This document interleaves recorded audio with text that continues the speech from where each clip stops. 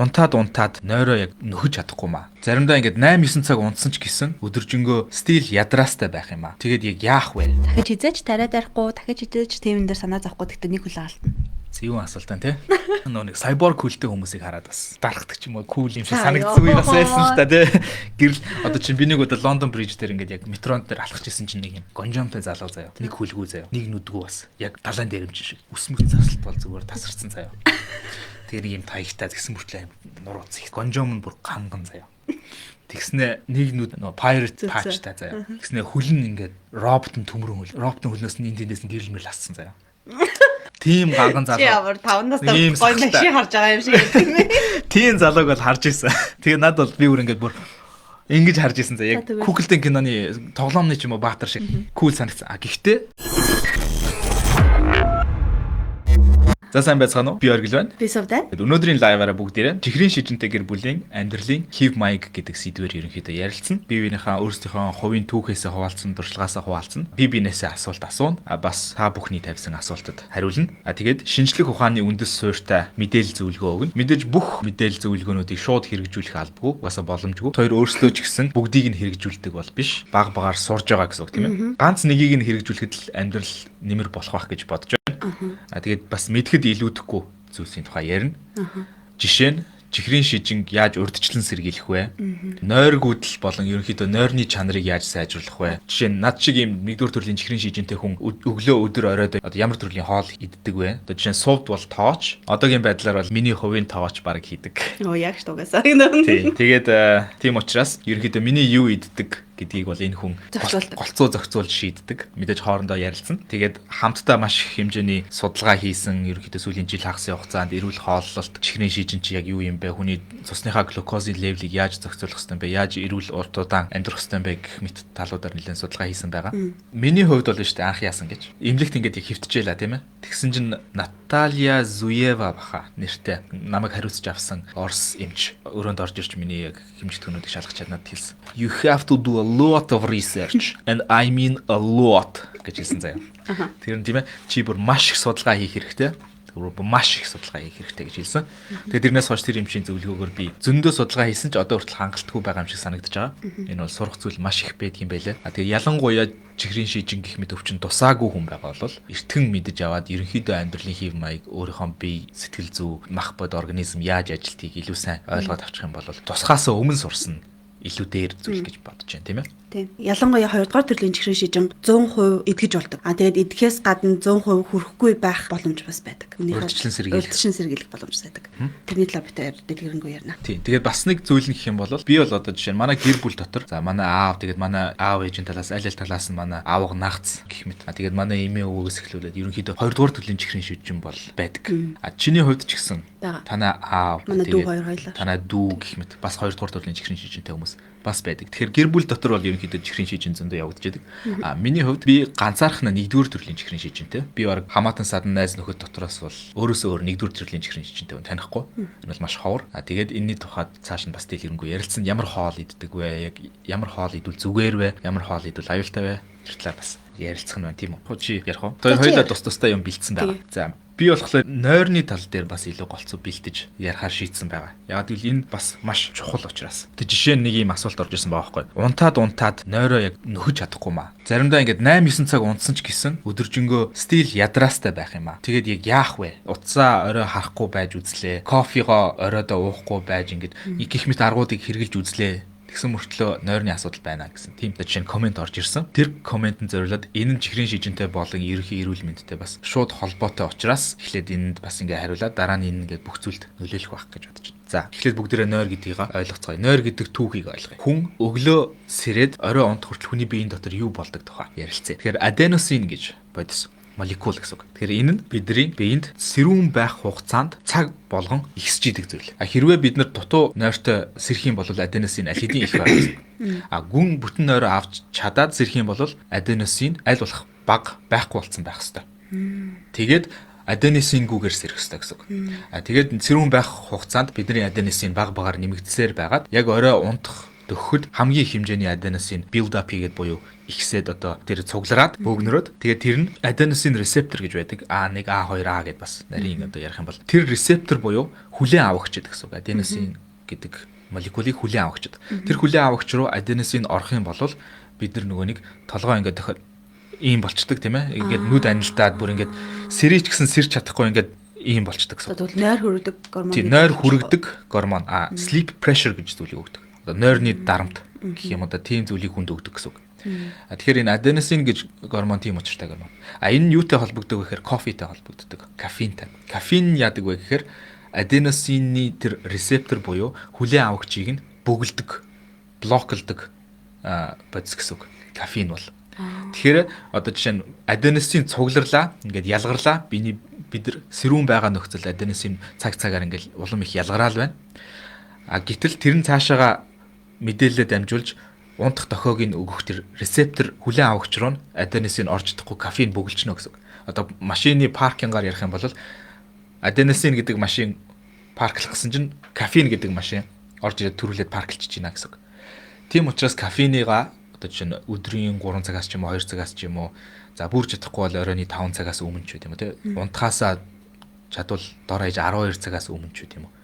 Сүүлийн кофеина хэрэглэх ёстой гэсэн үг. Ягаад гэвэл кофеины half life гэж бас байдаг. 12 цаг өнгөрсний дараа ч юм уу тий кофеины дөнгөж хагасна л байхгүй болдог. Хүний биед шингэж алга болдог. Тэгэхээр үлдсэн хагас нь байж байдаг гэсэн үг. Тэгэхээр кофеин ерөнхийдөө хит их хэрэглэх юм бол нөгөө аденосин бөөгнөрөөд гол асуудал нь кофеин гэдэг зүйл бол бидрийг сэргээж ирч хүчтэй байлгадаг биш. Аденосиныг нь бөглөждөг учраас нойргүй байгаа юм шиг, нойр хүрэхгүй байгаа юм шиг дүр эсгүүлдэг, хуурдаг. Тийм юм байна. Бодис гэсэн үг. Тэгэхээр тийм учраас кофеиныгаа зохицуулах нь чухал. Тэгээд түрүүний тэр залуугийн хэлсэн 8-9 цаг унтсан ч гэсэн нойроо бүтэн авч чадахгүй байгаа гэдэг нь ихэвчлэн маш олон хоногийн нойр дутуу байх үед ганцхан хоногийн нойроор нөхөх бас боломжгүй байдаг. Тэгэхээр одоо жишээ нь 4-5 цагийн нойртой ч юм уу эсвэл бас маш олон факторууд байгаа л да. Шөнө унтж байхдаа хамраараа амьсгалж гин үү те. Одоо хорхирдаг хүмүүс бол амаараа амьсгалаад бүтэн хүчил төрөгч тарих руугаа орж бас авч чаддаг учраас хүн нойр авч чаддгүй гэх мэт байна. Тэгээд оройн одоо тэр гэрэл хардаг тухай бас нүдний тэр шинжлэх ухааны тухай бас ярилцсан. За ерөнхийдөө аденосин юм байна. Бидрийг депрессант төрлийн бодис гэсэн үг. Одоо жишээ нь хар тамхинд up болон down гэж хоёр төрлийн хар тамхи байгаад идэг гэсэн тийм.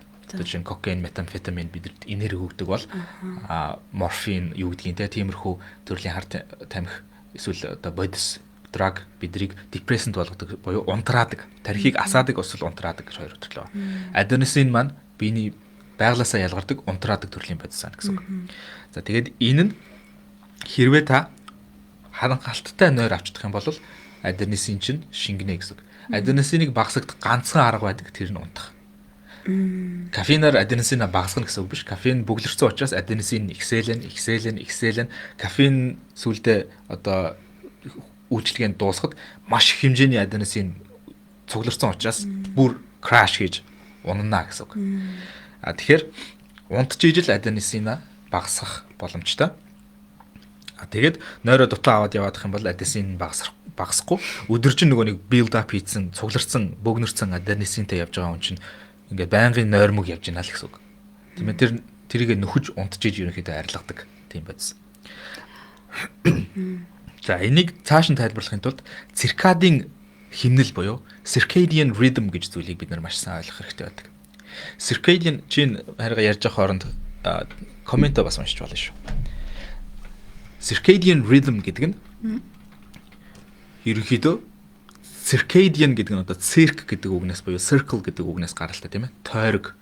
Өөрөөр хэлбэл cycle тийм ээ. Ингээд давтагдж идэг тойрог. Rhythm гэхээр химнэл. Тэгэхээр давтагдж идэг өдөр тутмын химнэл гэсэн үг. Тэгэхээр бидний дотоод биологийн цаг гэсэн үг. Амьтан болгонд байдаг, цэцэг болгонд байдаг, ургамал болгонд байдаг. Одоо жишээ нь ургамал нөгөө нэг нарыг дагаад ингээд хөдөлдөг тийм ээ. Time lapse тавьчихлаар. Тэгээд тэрэн дээр бүр судалгаа хийсэн байгаа юм.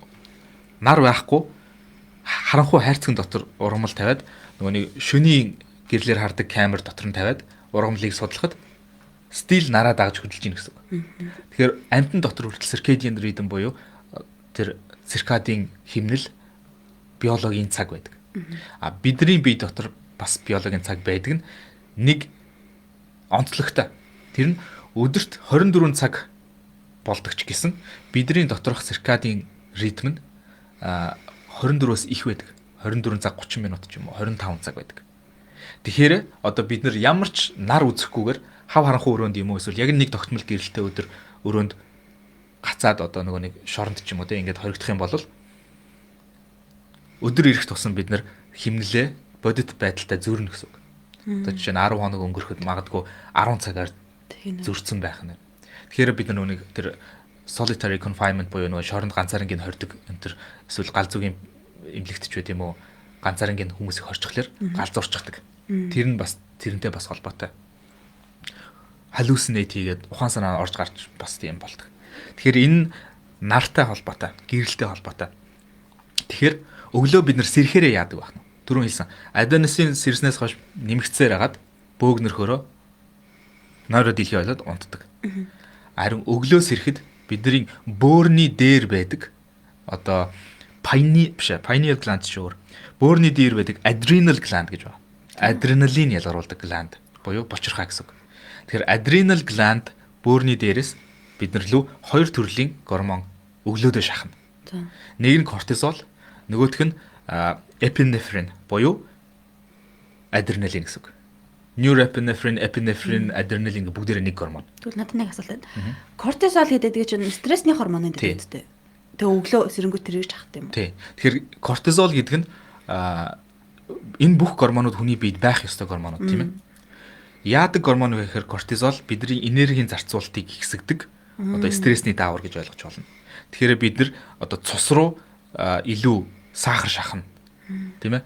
Одоо бидний биеийн дотор глюкоген гэдэг нөөц сахар байж идэг.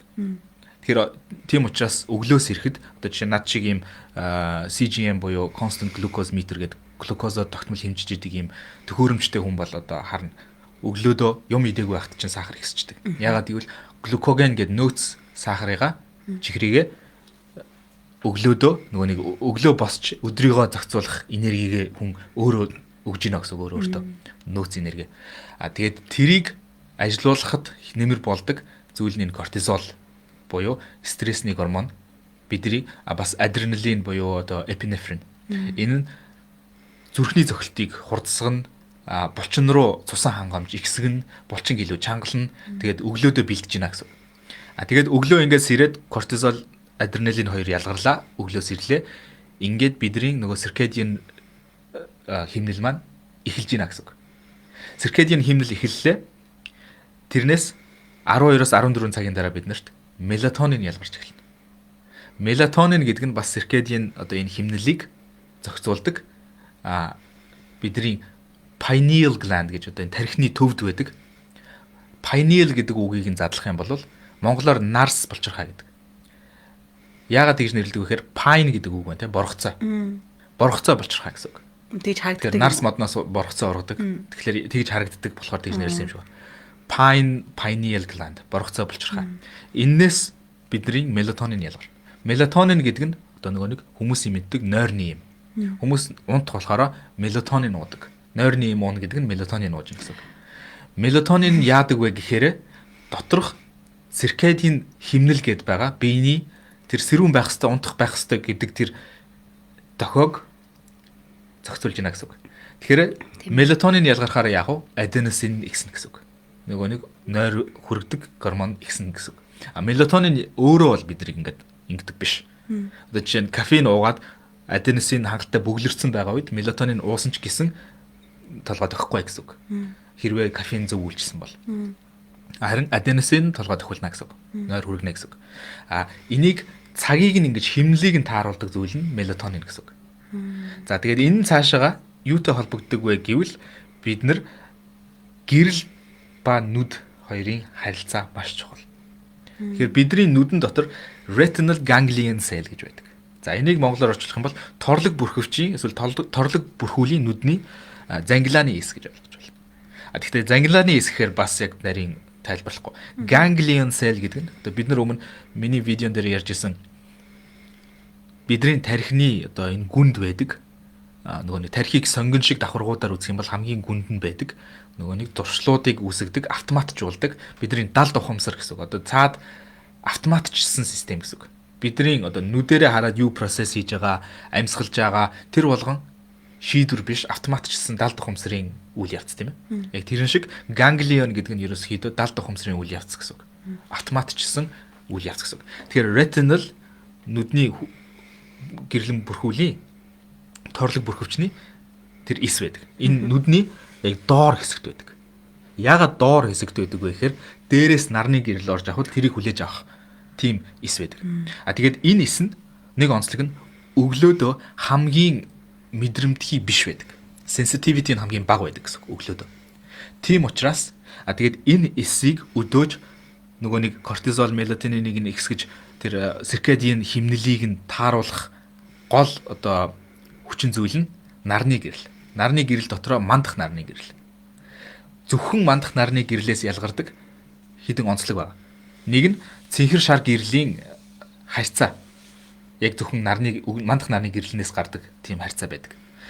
Тэгээд одоо чинь оройны нар жаргах гэрлээс илүү улаан гэрэл тусдаг тийм ээ. Тэгэхээр илүү цэнхэр шар гэрлийн харьцаатай өглөөний нарны гэрэл болон нарны гэрэл ихц дээр байх юм бол үд болцсон байна гэсэн үг тийм ээ. Ийм доор өнцөгт байх юм бол нарны гэрэл нэг бол нар мандж, нэг бол нар жаргаж байна. Доор өнцгөөс тусж байгаа бөгөөд дээрэс нь тэр цэнхэр шар гэрлийн давамгай тэр бөгөөд маш хэмжээний luminosity ихтэй буюу тод хурц гэрэл бидний нүд рүү өглөө орох юм бол нөгөө циркадийн хэмнэл маань энийг нөгөө 24 цагтаа эргээд тааруулна гэсэн үг. Тэгээд бидний энэ нь одоо цаашаага сэтгэл гутраллаас сэргийлэх. Тэгээд тэр өглөөдөө ирч хүчтэй байх. Тэгээд эрүүл мэнд өөр юу гэдгийг бүх зүйл нөлөөлдөг. Тэгээд удаан бид нар сэрүүн байх тусам нөгөө нэг аденосин баг багаар ихсэхээс гадна бидний тэр саяны тэр retinal ganglion эс маань бас улам илүү мэдрэмтгий болж эхэлдэг. Тийм учраас шөнө орой нөгөө нэг гэрлээ багасгах хэвээр утасны гэрлийг шөнө харж болохгүй гэдэг нь тийм очиртой болж байгаа. Одоо чинь орой 10-аас өглөө 2 цагийн үед ч байдаг юм тийм. Бидний нүд улам илүү мэдрэмтгий болоод тэгээд сэрээд эхэлдэг. Гэхдээ энийг бас сэргийлэх нэг арга байна. Тэр нь орой нар жаргахыг харах. Орой нар жаргахыг харчих юм бол тэр нар жаргаж байгаа нарнаас орж ирсэн гэрэл нь бас биднэрт орой олж гинэ гэсэн тохиог өгöd тэрний дараа утас харсан ч энэ баг нөлөөлдөг гэж. Тийм учраас мандах нар жаргах нар хоёрыг бид нэр өдөр болгон харж чадах юм бол бидний сэтгэл зүйн байдал, нойрны байдал маш олон зүйлс хэрэгтэй. Энэ байгалийн одоо байх ёстой зүйл болж байгаа байхгүй. Гэдэг тийм байна. Тэгээд жаргаж байгаа нарыг, мандаж байгаа нарыг харахад угаасаа нэг тийм амар гоё мэдрэмж сэтгэл төрдөг дөө. Тэр нь хүртэл энтэй холбоотой байж магадгүй юм байна. Эрүүл мэндэд сайн байдаг юм болгонод угаасаа нэг тийм цаанаасаа сэтгэл хөдлөн байдаг шүү дээ. Байгалийн юмыг л ерөөхдөө даах хэрэгтэй гэсэн үг. За одоо чиний бэлдсэн бас хоолны тухай зөвлөгөөнүүд байгаа тийм ээ. Food rules гэдээ бид нар өмнө дурдж ирсэн хоолны дүрм гэдэг номны зөвлөгөөн. Тэр бас айгүй байгалийн тийм инстинктив зөвлөгөөнүүд байдаг тийм. Тэр хэдхэн нэг баг 2 цаг шахуу уншаад дуусчаар тийм ном мөртлөө дотор нь ингээд маш нэгтлэн хоолны дүрмнүүдийг ингээд дотор гаргацсан байдаг. Одоо жишээ нэгт гэх юм бол бүтэн хоол хүн ургадаг юм уу, амтны төрлөөс гаргасан хоолыг бүтэн хоол гэж нэрлэдэг. Бүхэл хоол тийм хоол идэж юм уу, эсвэл зөвхөн ингээд өвөг дээцээсээ залгамжилж ирсэн хоолыг илүү их идэх юм бол бид чинь илүү сайшин гизтэй ч байдаг юм уу. Тийм дүрмнүүд байдаг. Тэгээ би сайхан уншиж байгаад өөртөө хамгийн их таалагдсан тэгээд жоохон задлж ярмаар байгаа дүрмнүүдэд бичээд авсан л да. Одоо жишээ нь дүрм 39 гинэ. Хүснээрээ тэр нөгөө нэг хурдан хоол гэдэг байгаа. Одоо тэ пицца, чипс гэдэг юм уу, шарсан дахиад юм уу. Хүснээрээ тийм хоолнуудыг харин нэг юм чи өөрөө заавал хийх ёстой гинэ. Тэр хоолыг худалдаж авах биш өөрөө хийгээд идэх юм бол хүснээрээ идэж болно гинэ. Яагаад вэ гэдгсэн чинь тийм хоолнуудыг маш хурдцтайгаар, амттайгаар олон түмэнд түгээж мөнгө олох гэж хийж байгаа бизнес тийм үү. Тэгээ тийм байхын тулд хамгийн юу аргуудыг хэрэгэлдэг хурдан амтлаг болгох. Тэгээд тэр нь ер нь ихэвчлэн хоолыг их амттай болгохын тулд олон жил нөгөө нэг хоолны бизнес ажилласан хүний хуваараа харахад элсэн чихэр давс 2 байдаг. Ер нь хоолыг хамгийн амттай болгохын тулд. Тэгээд тэр идж байгаа элсэн чихэр давс хүний бид угаасаа амар муу нөлөө үзүүлдэг. Одоо жишээ нь оргил сая чихрийн шижинтэй болоод бид тэр уншаа аваад судалгаа хийж байхад бол элсэн чихэр гэдэг юм хүний биеийг зүгээр л туслаар ингээ хорлж идэг юм байт юм байлээ. Тэгээд тэр хоолнуудыг өөрсдөө хийж идэхээр яах вэ гэхээр хизээч чи өөрөө хоолоо амтлах юм бол хизээч тэр дэлгүүрээс авсан хоол шиг их давс юм уу элсэн чихэр хийдгүү гинэ. Хүүхдээр амтлуулсан ч тэгэж хийдгүү. Тэгээд тэр амтлсан давс элсэн чихэр нь бас өөр төр хийж байгаа бодиснуудынхаа амтыг дарахын тулд тийм их давс элсэн чихэр ашигладаг. Тийм болохоор хичнээн тийм тархалуулдаг ч юм уу те эсвэл тийм хурдан хоол идмээр байвал түргэн хоол идмээр байх юм бол өөртөө хийгээд идчих. Жишээний иймэрхүү дөрмүүд жижигхэн богинохон дөрмүүд байдаг. Тэгээд энэ номонд ер нь аль нэг уншсан байхад ер нь алдахгүй нь. Тэгээ энэ түргэн хоолыг одоо чинь тэр дахиад ч үгүй юм уу те гэртээ хийлээхэд тэр тосыг бэлдэх тэрэндээ шарах амар төвөг бодох учраас өөрөө байнга идэхгүй байх нь шүү дээ. Тэгээд ер нь бол миний анзаарсан юм тэр байхгүй. Түргэн хоол гэдэг бид нар чинь худалдаж авч идээд байдаг. Яг гэвэл бид нар л түргэн байгаа те. Тэр хоолыг хийх нь амар тийм удаан олон үйлдэл гаргадаг тийм хийхэд ядаргаатай хоолнууд байдаг. Тэгэхээр мэдээж өөрөө дандаа хийж идэх шаардлагатай бол нэг тийм амар хийж идэх байхааргүй л болох. Тэгээд бас нэг тэр номны дүрм нь болохоор сайн нэг дурдаад өнгөрсөн 441 гинэ. Eat more like the French or the Japanese or the Italian or the Greeks гэж байгаа. Тэгэхээр энэ орны хоолнуудыг идэх биш. Тэгж орчуулаад гэх. За. Италичууд шиг, Францууд шиг, эсвэл Япончууд шиг, эсвэл Грекчүүд шиг идэж байгаа. За энэ яг гэсэн үг. Тэгсэн чинь ингээд яг ингээд өнгөрсөн сонсохоор энэ орнуудын хоолыг идэ гэж байгаа юм шиг сонсогдож магадгүй. Гэхдээ энэ нь болохоор тийм биш. Энэ орны хүмүүс одоо хүртэл өвөг дээдсээсээ хийж ирсэн хоолнуудаа идэх туртай байдаг. Уламжлалт хоолнуудаа идэх туртай байдаг. Тэгээд тийм болохоор ямар ч орны хүмүүс байсан тэр одоо жишээ нь өвөө эмээ чинь идэж өссөн хоолнууд эсвэл өвөө эмээгээ чи ээж аав нь идэж өссөн хараад таних хоолнуудыг бид нэр идэх ёстой. Тийм бол хараад таних гэдэг нь одоо өвөг дээдс чинь өндөр эмээ чинь юм өндөр өвөө чинь хараад энэ хоол мөн байна гэж таних гэсэн үг. Одоо жишээ нь өндөр эмээдээ өндөр өвөөдөө юм уу бид нар нэг юм жижигхан сникерс аваад үзүүлэхэд тэрийг хоол гэж таних уу үгүй юу гэдэг чинь жоохон асуудалтай болчихж байгаа. Тэгээд тэр хоол биш байна гэсэн үг байна. Тийм тэгэхээр хоол биш байна гэсэн үг. Тэгээд энэ номон дээр хэлэхдээ тиймэрхүү хоолнуудыг болохоор идэж болдог зүйлүүд гэж хэлээд байгаа. Хоол биш. Тийм хоол бэлдэг хоолнууд яг ингээ хүнд хоол гэдэг чинь ингээ хүнийг ингээд бензин ингээ машинд бензин хийж байгаа юм шиг тэгэж фьюл болж авах хэрэгтэй зүйл. Тэгсэн чинь зөвхөн бидний тэр идээд байгаа зарим юмнуудыг болохоор зөвхөн хоол шиг шинжийн юмнууд гэдэг байгаа байхгүй идэж болдог юмнууд. Хоол шиг төрлийн идэж болдог. Идэж бодчиход ч юм уу тиймэрхүү аргаар хэлээд байгаа. Тэгээд иймэрхүү номнууд бас надад нэг таалагдсан дахиад нэг юм нөх юм бол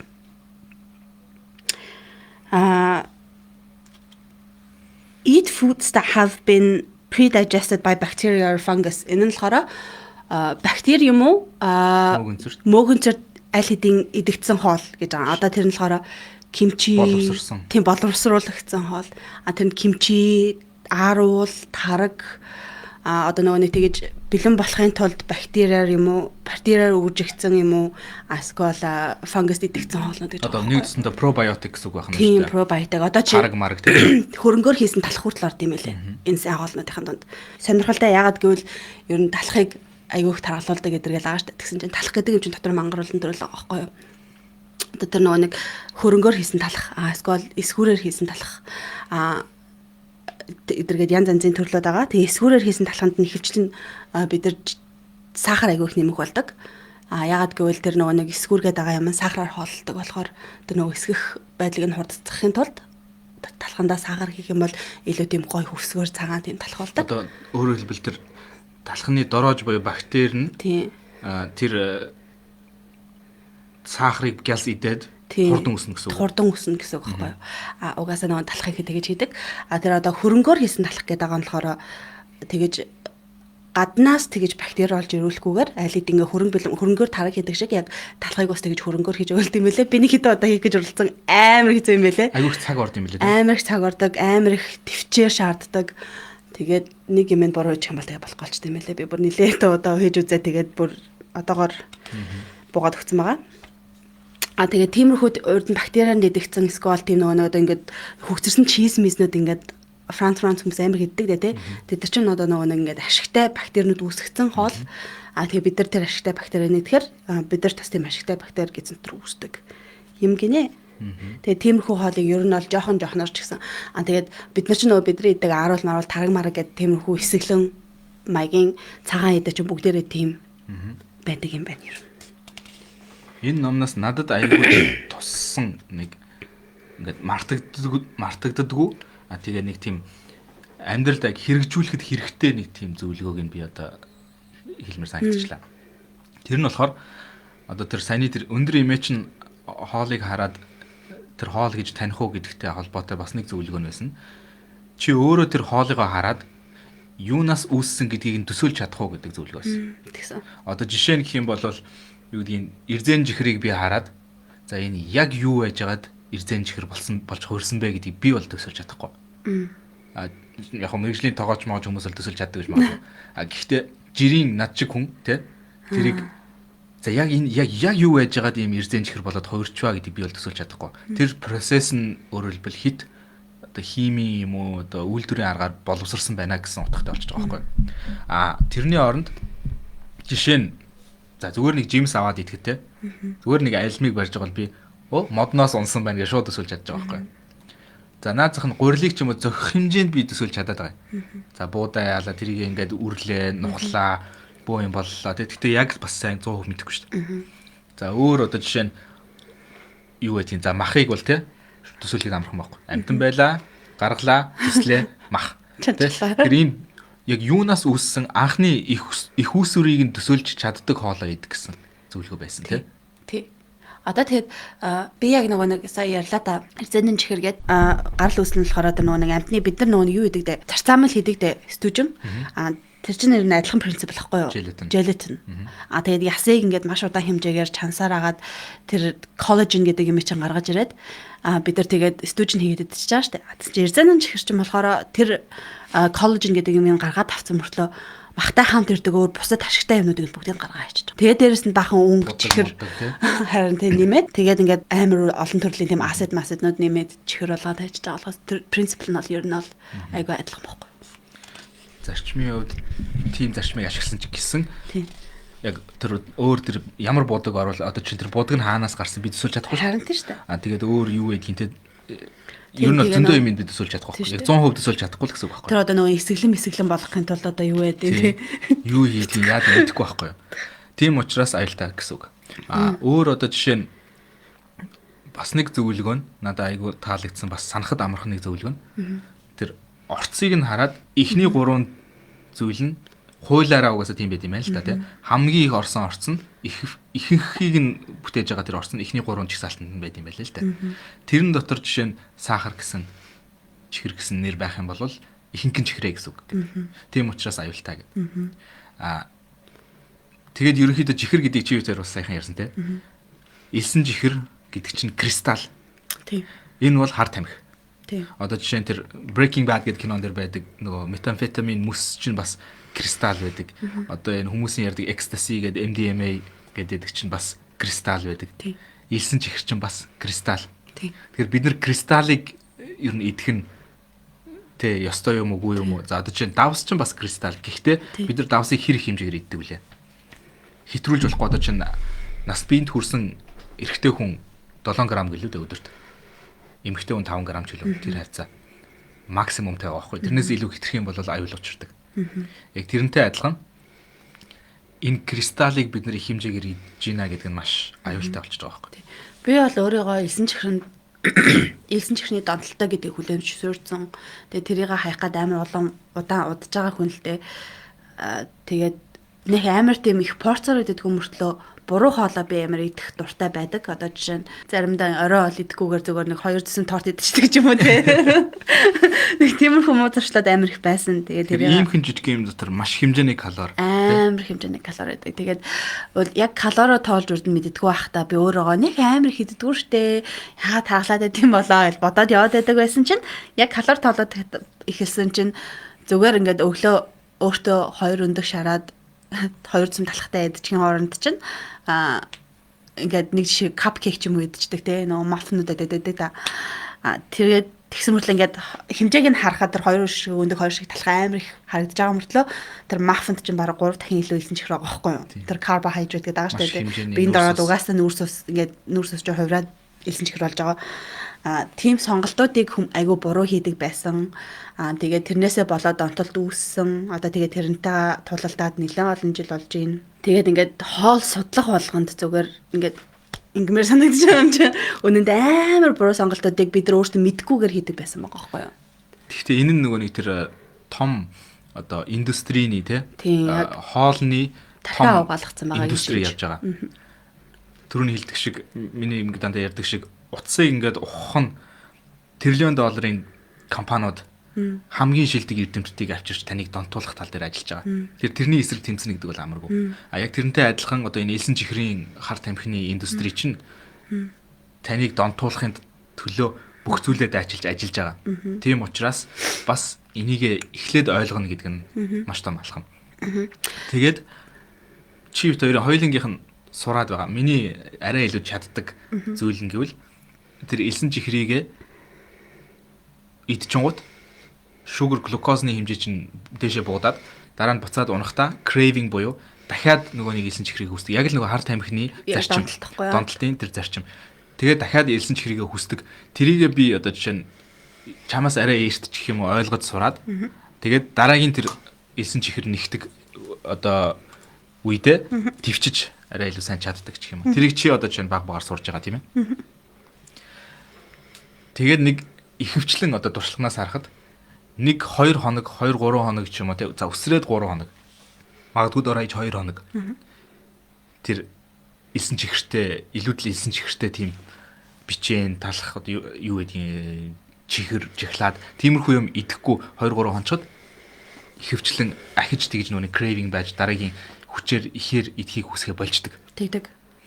Харин тэр 2-3 хоногийг дэвчихгүй өнгөрөөчих юм бол спирал руу ороод сордог элс шиг өдөр болго иднэ гэсэн. Яг л чиний нөгөө нэг 2-7 хоног төвчээр гаргаагийн тулд 2 жилийн юугаа алддаг гэдэг штэ. Тэр л ер нь байгаа байхгүй юу. Тэгээд хар тамхинд хүмүүс ингээд донтдог яагаад ингээд архиугаад идэм болоо те яагаад ингээд хар тамхи хэлээд идэм болоо гэд хүмүүсийг бид нар айгүй их яадаг л та шүүмжилдэг л дээ. Гэхдээ элсэн чихрийн донтолт, нүүрс усны донтолт гэдэг чинь яг л адилхан архиталттай юм уу хар тамхиталттай. Яг гэвэл ингээд баг багаар өөрийнхөө биеийг ингээд хордуулаад алж ийна гэсэн мөрчлөө зогсож чадахгүй байна гэдэг чинь амар том донтолт байгаа байхгүй юу? Тийм үстэй. Донтолт биш байсан болоо идэх байдлаа гэж болчих шээ. Донтсон үнэхээр ингээд би чинь цаанаасаа тархич нь ихэд байгаа болохоор зогсож чадахгүй байна гэсэн донтолт гэсэн үг. Би галбраа гой болгохыг хүчнээ хүссэн мөртлөө гой амар л шүү дээ. Тэр донтолтондоо автагдаад тэмцэлтэд чадахгүй байна, дийлэхгүй байна гэдэг чинь тэр хүслээс илүү одоо автагдсан байна гэсэн. Тэгээд саяхан чи өвтөр бас нэг судалгааг харсан те. Хосуудыг барьж аваад ийм тоглоом чихмэл тоглоом өгөөд тэгээ нөгөө нэг вуду доол гэдэг шиг ингээд зүүгээр хатгадаг хараал шиг тийм юу яана. Нөгөө хос чинь өөрийг чинь уурлуулах болгонд бухимдах болгондоо тэр доолыгаа бухимдах болгондоо доолыгаа хатгаарай гэж зүү хийж байгаа. Тэгээд тэр хатгаж байгаа цагийг нь хэмнэж байгаа. Хэмжиж байгаа. Тэгээ нөгөө нэг надад байгаа шиг ийм глюкозных нь хэмжигдэхүүнийг нь тогтмол хэмждэг төхөөрөмж биед нь суулгацсан байна. Тэгээд хатгаж байгаа юунууд тэр цагуудыг нь глюкозных нь хэмжээтэй нь харьцуулсан чинь глюкоз нь савлах үед үргэлж нөгөө хостоо илүү дургуутсаж, уурлаж, твчээрээ алдсан байгаа байхгүй. Тэгэхээр бидний биеийн дэх глюкоз хэрэг хэмжээгээр савлна, хэлбэлзэн тэр хэмжээгээр бид нар оюун санаанд тэгж нөлөөлж депрессдэх, уурлах, уцаарлах, аливаа зүйлд твчгүй байх, бухимдах. Тэгээ энэ нь ингээд ихсчихлээр юу яасан? Энерги гаргаж, хөдөлмөр хийж, хил сурахч байт юм уу, хөгжүүлэгч байт юм уу, дасгал хийх. Твчээр нь улам л дуусаад байна гэсэн үг. Тэгэхээр энийг анзаараад тэр 2-7 хоногийн твчээр гэдгийг гаргах нь маш чухал болж байна. Би тэгээд яг наадах чинь надад ярьж өгчээсэн да тий. Тэгчээд тэгэхэд намайг нэг бодолж ирсэн байхгүй. Ингээ манай ээж өлсгөр айгу хууралдаг хүн баггүй юу. Тэгээд угаасаа тийм англи тийм үг байдаг. Hungry, angry гэдэг хоёр үгийг нийлүүлээд hangry болгоцсон. Тэгээд hangry болдог хүн гэдэг өлсгөр хууралдаг хүмүүсийг. Тэгээд тэгсэн чинь би өсөлт гэдэг юмыг шал өөрөөр хардаг болсон л даа. Ингээд нөгөө нэг элсэн чихэр одоо сахарын өвчин эдэргээд эдэрлөө ингээд илүү юу хийх болгонд судалгаа хийх болгонд нэг гарч ирээд байдаг юм нь цусны элсэн чихэр доошоо буухаар хүн өсдөг. Өсдөг тэр гормоны сигналыг явуулдаг. Тийм мэдрэмжийг төрүүлдэг гинэ. Тэгэхээр өсөлт болгоно нь ходоод хоосных биш байж магадгүй. Биш магадгүй биш. Харин тийм. Ходоод хоосроод өсөд байна биш. Зүгээр тэр цусны чинь глюкозны хэмжээ. Тийм глюкозны хэмжээ цусны чинь чихрийн хэмжээ буугаад өлсөн гэсэн сигнал таны тархи руу явуулаад тэгээд илүү өшөөгөр идмээр санагдаад дахиад тэр чихэр идмээр санагдаад байгаа. Тэгээд тэгсэн чинь би ингээд бас ингээд нэг юм анзаарсан чинь орой унтахаасаа өмнө илүү их мэдчихэд унтах юм бол би өглөө бүр амар өсөж өсөж ирдэг. Орой юм идэхгүй унтчих юм бол өглөө бараг ерөөсөө өсөхгүй өдөр болтол. Тэгээд анзаарсан чи яагаад гэвэл орой ингээд амар их мэдчихээр эсвэл ямар нэгэн элсэн чихэртэй мэдчихээр сахартай мэдчихээр миний сахар дэше хурцж байгаа байхгүй унтахаас өмнө. Тэгээд байж байгаад ингээд шин өндөр нөгөө цусны чинь хэмжээ өндөр байж агаад өглөө босонгууд унчиж байгаа байхгүй юу. Тэнгүүд амар үлсэн. Тэр бол нэг өглөө босоход унах ч яах вэ? Яагаад унж байгааг гэвэл магадгүй чиний бие чинь маш хэмжээний инсулин ялгаруулад тэрийг нь каунтер баланс хийх гээд тэгээд бас унагж иж болох юм те. Би болохоор нөгөө нэг миний бие инсулин ялгаруулж чадахгүй хүний үднээс орой юм идэхлээр өглөө бүр илүү их миний сахар буудаж өсөж босч ирдэг. Тэгээд энийг далимдуулаад би мартчихад байдаг нэг юм хиймэр санагдлаа. Нөгөө нэг сахарын ялангуяа над чиг нэгдүгээр төрлийн чихрийн шижинтэй хүмүүсээс айгүйх бас мессеж орж ирдэг тийм ээ. 200 хэдэн тийм гэр бүл байх шиг байсан нэг групп дотор. Тэгээд тэднэрээс бас магадгүй оргил яг юу идэх юм болоо тий. Юу идэх хэвтэй болоо, яаж идэх хэвтэй болоо гэд магадгүй чихрийн шижин тусаагүй байсан ч гэсэн энэ чихрийн шижинтэй хүн яг юу идэж амьдэрд юм болоо. Яаж ирүүл байдсан болоо. Үнэхээр ирүүл байгаа мó гэдэг ч юм уу тий. Тэр талаар бас ярилцмаар санагдлаа л да. Өглөө өдөр оройдоо оргил яг юу идэж гин гэдэг талаар ярилцъя. Тэгэд яаж идэж гин? Тариа тарьдаг гэсэн тэрийг яаж зохицуулах хэвтэй юм гэдэг энэ нарийн деталийг бас ярив. Тэгэхээр эхлээд яаж тарих ёстой гэдгийг тайлбарлах хэрэгтэй байх магадгүй.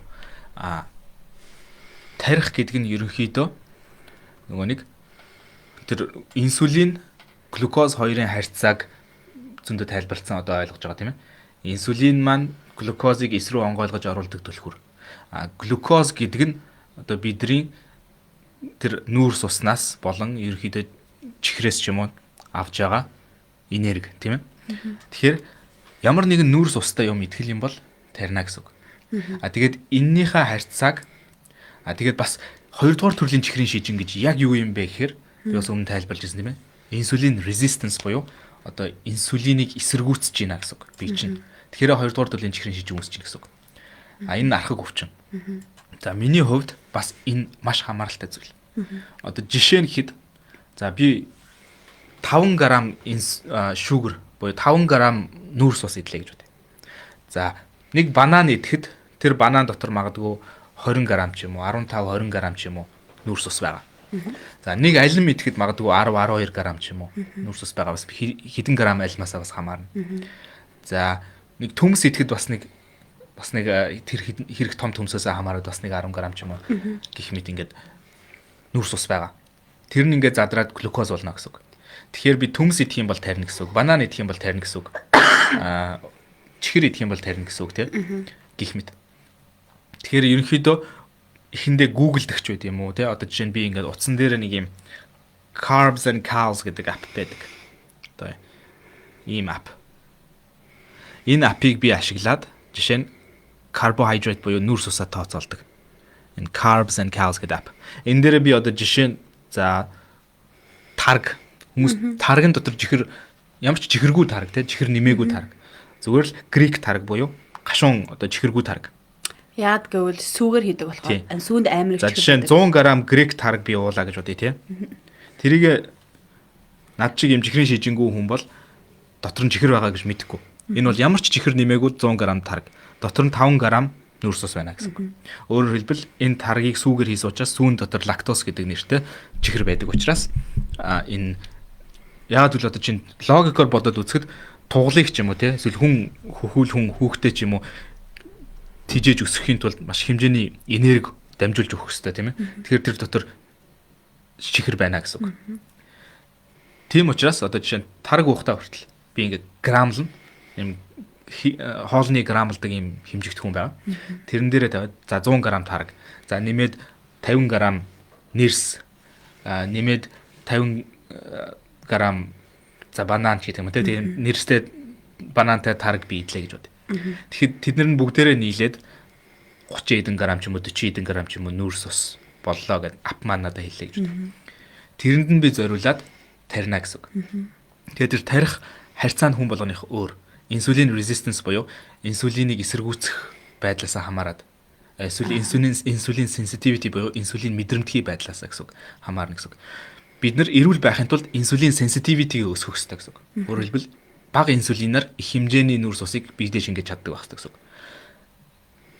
Улам илүү өвчтөй гэх юм уу те өвчин хүндрэх тусам өөрөөр хэлбэл 2 дугаар төрлийн чихрийн шижингийн асуудал ихсэх тусам инсулин resistance ихсэж инсулин sensitivity багасна гэсэн үг. Өөрөөр хэлбэл маш бага нүүрс усыг биедээ шингээхийн тулд маш хэмжээний инсулин тарих шаардлагатай болно гэсэн үг. За тэгээд одоо жишээ нь энэ номноос бүгдээрээ граф харцгаая. Одоо энэ диабетизний чихрийн шижингийн ном. За энэ ном дээр энэ графн дээр одоо бета S гэж байна. Бидний одоо энэ эрүүл бета S байна. Бета S гэдэг нь бидний нойр булчирхайн дотор байдаг инсулин ялгаруулдаг эс гэсэн үг. Тэгэхээр энэ инсулин ялгаруулдаг эрүүл эс нь зүгээр ингээд ажиллагаатай байгаа бол энэ стресс сигнал хит их аваад маш хэмжээний инсулин энэ ялгаруулж байна гэсэн үг. Энэ жижигхэн хар юмнууд нь инсулин гэсэн үг. Тэгэхээр энэ маш хэмжээний инсулин энэ чинь стресс сигналаас болоод ялгаруулж байна. Яагаад гэвэл бие чинь инсулиныг хүлээж авч чадахгүй нь эсвэл хит их сахар биенд ч орж ирээд байна гэсэн үг. За тэгээд тэрнээсээ бас өөх гэдэг чинь нөөц энерги тийм ээ. Өөх нь ихслээ. Тэгээд бөглөрж эхэллээ. Өөхөөрөө инсулиныг бөглөнө гэсэн үг. Тэгээд бас маш их хэмжээний инсулин шаардлагатай болоод маш их хэмжээний өөх бас бүрлдээд ингээд давхар нэмэгдээд тэгээд бие чинь ачаалд ороод за одоо бид нэр оффист ажиллаж илаа гэж бодъё тийм ээ. Тэгэхэд офисын ажил чинь чи инсулин явуулдаг. Инсулин жижигхэн одоо нэмэлт ажилчид чи явуулах шаардлагатай болдог. Тэгэнгუთ тэрийг нь би одоо эс байла хүлээж авах шаардлагатай болдог. Тэгэхэд өөх хурж ирээд намайг бөглөчлөө, чамайг бас бөглөчлөө. Хамгийн их аюул нь дотоод өөх гэж байдаг. Хоёр төрлийн бас өөх байгаа гэсэн үг. Аюултай өөх, аюулгүй өөх гэж за ерөнхийд нь хуваах юм бол дотоод өөх буюу эргэтнийг тойрсон өөх хамгийн аюултай өөх. Тэр нь одоо энэ эргэтний үйл ажиллагааг маш одоо аюултай байдалд үйл ажиллагаанд нь сөргөөр нөлөөлнө гэсэн үг. Subcutaneous fat гэж байдаг. Subcutaneous гэдэг нь cutaneous гэдэг нь одоо арьс гэсэн утгатай. Subcutaneous гэхээр арьсанд орох өөх гэсэн үг. Тэр хүн болгонд зөх хэмжээний өөх байдаг тийм ээ. Заавал өөх зөх хэмжээнд бол байх хэрэгтэй. Байх хэрэгтэй. Тэгэхээр энэ арьсанд орох өөх чинь хамгийн эрүүл нөөцлөгдсөн өөхөө гэсэн үг. Дараа нь нөөцлөгдөж ашиглаж болох өөх. Харин бие эргэтэн доторх одоо чинь илэгний өөх ч байт юм уу те. Тэр нойр булчирхайг тойрсон өөх ч байт юм уу. Бөөрийг тойрсон өөх. Тэр өөх бол аюултай. Дотоод өөх. Тэгээд хөдөлгөөний дутагдaltaй хүмүүс харахад туранхай юм шиг мөртлөө дотоод эргэтний өөх ихтэй хүн байх юм бол өвчин нүүрлсэн хүн болчдөг ерөнхийдөө. Би наадхны чинь талаар сайхан нэг тохиолдсон явдлын талаар ярмаар л да. Сая миний төрс өдөр болоо тэгээд манай ээж мэж ингээд бүгдээрээ ирсэн энэ чинь сууж ягаад манай ээж pre-diabetic гэдэг нэг чихрийн шинжтэй болох болцол өндөртэй хүн баггүй юу? Энэ дээр би нэг юм pre-diabetic гэж хэлдэг. Энэ зөх хэмжээний глюкозны одоо төвшин за 48 гэж зарим нь юугаар хэлдэг. Зарим нь болохоор 6.1 хэд ч байна уу нэг хэмжигдэхүүн нь өөр л дөө. Гэхдээ яг pre-diabetic гэж одоо сахарын хэмжигдэхүүн нэг төвшөнд хүрчихлээр pre-diabetic гэж нэрлэдэг. Энийг хүмүүс diabetic буюу чихрийн шижинтэй болох гэж байгаа эрсдэлд орсон хүн юм байна гэж асуугаад гэж ойлгоод байдаг. Яг үнэндээ diabetic болсон хүн гэсэн үг шүү. Зүгээр л нөгөө нэг diabetic одоо буюу чихрийн шижингийн архаг өрөвслүүд нь өвчнгүүд нь илэрч амжаагүй байгаа чихрийн шижинтэй болцсон хүн гэсэн үг. Тэгэхээр өөрөөр хэлбэл чихрийн шижинтэй хүн гэж өөрийгөө ойлгох хэрэгтэй гэсэн үг. Ингээд эмчлэх хэрэгтэй гэсэн үг. Яг л энэ төвшөнд хүрэхийн тулд дор хаяж 10 жил буруу хооллож, буруу амьдэрсэн байна гэсэн үг. Тий. Тэгээд нэгдүгээр төрлийн чихрийн шижин, хоёрдугаар төрлийн чихрийн шижин гэдэг чинь хоёулаа зүгээр цусны чихэр илүүдэлтэй юм уу доошо буугаад байдаг өвчин болохоос хоёулаа ер нь бол айгүй тийм хоёр өөр адилхан симптомтой хоёр өөр өвчин гэж баг ойлгож болох юм байлээ. Тэгээд энэ өвчнгөөс улбаалж үүсдэг өвчнгүүд нь адилхан. Гэхдээ их үүсвэр нь өөр. Их үүсвэр нь өөр. Тийм хоёр өвчин гэж харж болох юм байлээ. Тэгээд тэр сонирн болсон явдлын талаар ярина гэх юм бол ээжүүдэр бүгдээрээ ширээ тарьж сууж байгаад оргил хоол идгээ тариагаа тарих болоод тэгээд тариагаа гаргаж ирчээд нөгөө нэг байжсэн чи ээж би цусныхаа нэг юу үзээтэй машин нарчин гээд тэгээд үтсэн чинь ээж ах нэлээд өндөр 8.1 хэд байсан. Бүр 10 байсан. За 8.1 хэд ээж ах 8.1 хэд байсан баггүй юу. Тэгээд энгийн хүнийх ч юм болохоор 4-8 хооронд байх хэрэгтэй гээд. Тэгсэн чинь манай дүү үзье гээд үтсэн чинь манай дүү угаасаа 2 дугаар төрлийн чихрийн шижинтэй гээд батлагдсан онцлогдсон тэгээ им уудаг хгүй инсулина эвэн байдлаар уудаг тариан байдлаар биш. Тэгсэн чинь манай хүнийх 10 хэд бас байсан. 10 байсан. Тийм тэгээд манай том ихч болохоор тийм ирлүүжилжинтэй биш. Манай дүүбтэй болохоор жоохон ирлүүдэлжинтэй те жоохон муу туршилтаа хоол мал идэж иддэг хүмүүс ахгүй юу. Тэгс чинь манай том ихч болохоор тийм биш. Туранхай ерөөсөө айгу тийм зөв туршилтаа хоол мал иддэг тийм илүү төлөө чихэр мэхний донтолтон бол байхгүй. Тийм хүн өөрийгөө эрүүл байх гэж удаад үтсэн чинь бас 10 хэд байсан. 10 гарсан байсан. Тийм 10 гарсан байсан. 10 тийм тэгээд 10.1 хэдтэй байсан тийм тэгээд өөрөө ингэж цочролт ороод яна би ерөөсөө ингэж бодоагүй штэ гэтгсэн чинь би өөрөө үзье гэж бодоод эдрэх юм өндөр гараад ах юм бид нар сая яг л адилхан хоол идсэндээ миний хос өндөр байх болоо гэд би өөрийгөө удсан чинь 6.1 хэд байгаа байхгүй энгийн дөнгөж хоол идсэн байгаа үед яг л эрүүл хэний байх хэвээр хэмжээндээ байсан. Тэгээд би яг ингэж тэрний дараа ингэж жоохон судалгаа хийгээд эхэлсэн чинь 30-аас тэгээ судалгаан дээр тэгж гарч байгаа байхгүй 30-аас дээш насны ямар ч туршилттай хүн эрүүл ариг тамхи хэрэгэлдэггүй те хүн булчингийн мас алдаж эхэлдэг. Гинэ ямар ч хүн 30 гараад булчингийнхаа масыг алдаж эхэлдэг. Тэгээ булчингийн мас алдагдангууд бидний идж байгаа зуршлаа багасгахгүй бол адилхан хэмжээнд идж явах юм бол тэр цусны чинь элсэн чихэр дээшээ хөөрнө гэсэн үг. Ягдгүйл булчин чинь элсэн чихрийг чинь идэж хэрглэж чадахгүй байна. Ягдгүйл булчингийн мас чинь бууцсан болохоор. Тэгээд тэгсэн чинь би олон жил жимэнд явсан л да ойрлыг дагаад хүндийн үргэлтэр хичээл мичээлдэг байсан угаасаа тэрэнд айгуу дуртай. Амар хүчтэй. Амар булчинтай. Тэгээд энэ дотор бол 0 булчин байгаа. Тийм би ч нөгөө нэг хахад ингээд жингийн илүүдэлтэй харагддаг мөртлөө тийм зөөлхөн мөөлгөн ийм хөдөлж мөдөлдөг тарга ер нь бол амар байхгүй байдаг. Чанга бийтэй байхгүй. Тэгээд тэгсэн чинь нэг тэдний миний өөр байсан зүйл нь тэдрээс ялгагдсан зүйл нөх юм бол булчингийн мас өндөртэй юм байна. Тийм болохоор би эзэн элсэн чихрээ боловсруулж чадаад байгаа юм байна. Тэд нар болохоор надаас туранхай те эсвэл надаас дээр зуршилтай эдэлтийн зуршилтай байсан ч гэсэндэ булчингийн маск болохоор альдын дай байдаг болсон. Тэр нээр. Тий. Тэгээд одоо жишээ нь хүмүүсийг урт наслах одоо нэг longevity те урт наслах бас урт хугацаанд эрүүл байх чадварыг нэгэн зүйлээр хэмжихэд эерэг correlation буюу эерэг харилцаа гарч ирсэн байгаа байхгүй харьцаа. Тэр нь юу вэ гэхээр grip strength атгах чадвар. Атгах чадвар сайтай хүн илүү урт насалдаг бөгөөд илүү эрүүл урт хугацаанд амьдардаг гэж. Хамгийн энгийнээр. Тэр нь за яг хуу зөндөө олон шалтгаанууд бий болно. Нэгдүгээр түрүүний хэлсэн шиг тэр хоолыг шингээх байдал, ерөнхийдөө биений үйл ажиллагаа тэгээд бас дээрээс нь нөгөө хүн гэдэг үг чи өөрөө human гэдэг man гэдэг үг чинь өөрөө гар гэдэг үгнээс гаралтай. Mankind гэж англиар бол ярьдаг. Тэр нь гарны төрлийн амьтан гараа ашиглаж амьдардаг амьтан гэсэн утгатай. Тэгэхээр бид нар гар маш чухал. Тэгээ гарны тэр атгах чадвар бас одоо чинь хөгшрөөд хүн халтарч унлаа гэхэд юмнаас зуураад авахд өөрийгөө бас авч үлдэж чадна гэдэг ч юм уу тийм. Маш олон тийм шалтгаан байгаа. Тэгээд бас нэг юм эрентгийн зураг яваад байгаа шүү дээ. Сошиал медиагаар. Гойны cross section-ы одоо гуйны мах болон өөхний эрдэнтгийн зураг. 70 настай хоёр хүний зураг байгаа. Нэг нь булчин энэ дотроо гадуур нь тэр чигтээ өөх. А нөгөөх нь цэвэр булчин. Тэр цэвэр булчин болохоор адилхан 70 настай хүн мөртлөө зүр дасгал хийдэг хүн. Нөгөөх нь болохоор дасгал хийхээ болоод зөнгөөрөө ингээд амьдарч идэг. Дундч хүмүүс шиг тийм хүн. Нүл өөх болсон байгаа байхгүй ерөнхийдөө булчин биш. Сулбгар болсон байна гэсэн. Тэгээд булчингийн мас бие одоо биеийн тамирын ерөнхийдөө дасгал маш чухал. Одоо жишээ нь гэхэд би сая инсулинаар өөрийгөө тарьж эдсэн биеийн чихрийн глюкозын хэмжээг буулгаж бас болдог бол бас нэг өөр арга байна. Тэр нь бэлтгэл хийх. Одоо чинь би гараад гүүх юм бол ультра марафон гэж байдаг тийм ээ. Марафон гүйлт 42 км байдаг бол ультра гэхээр 50-аас дээш км болоо явчихдаг.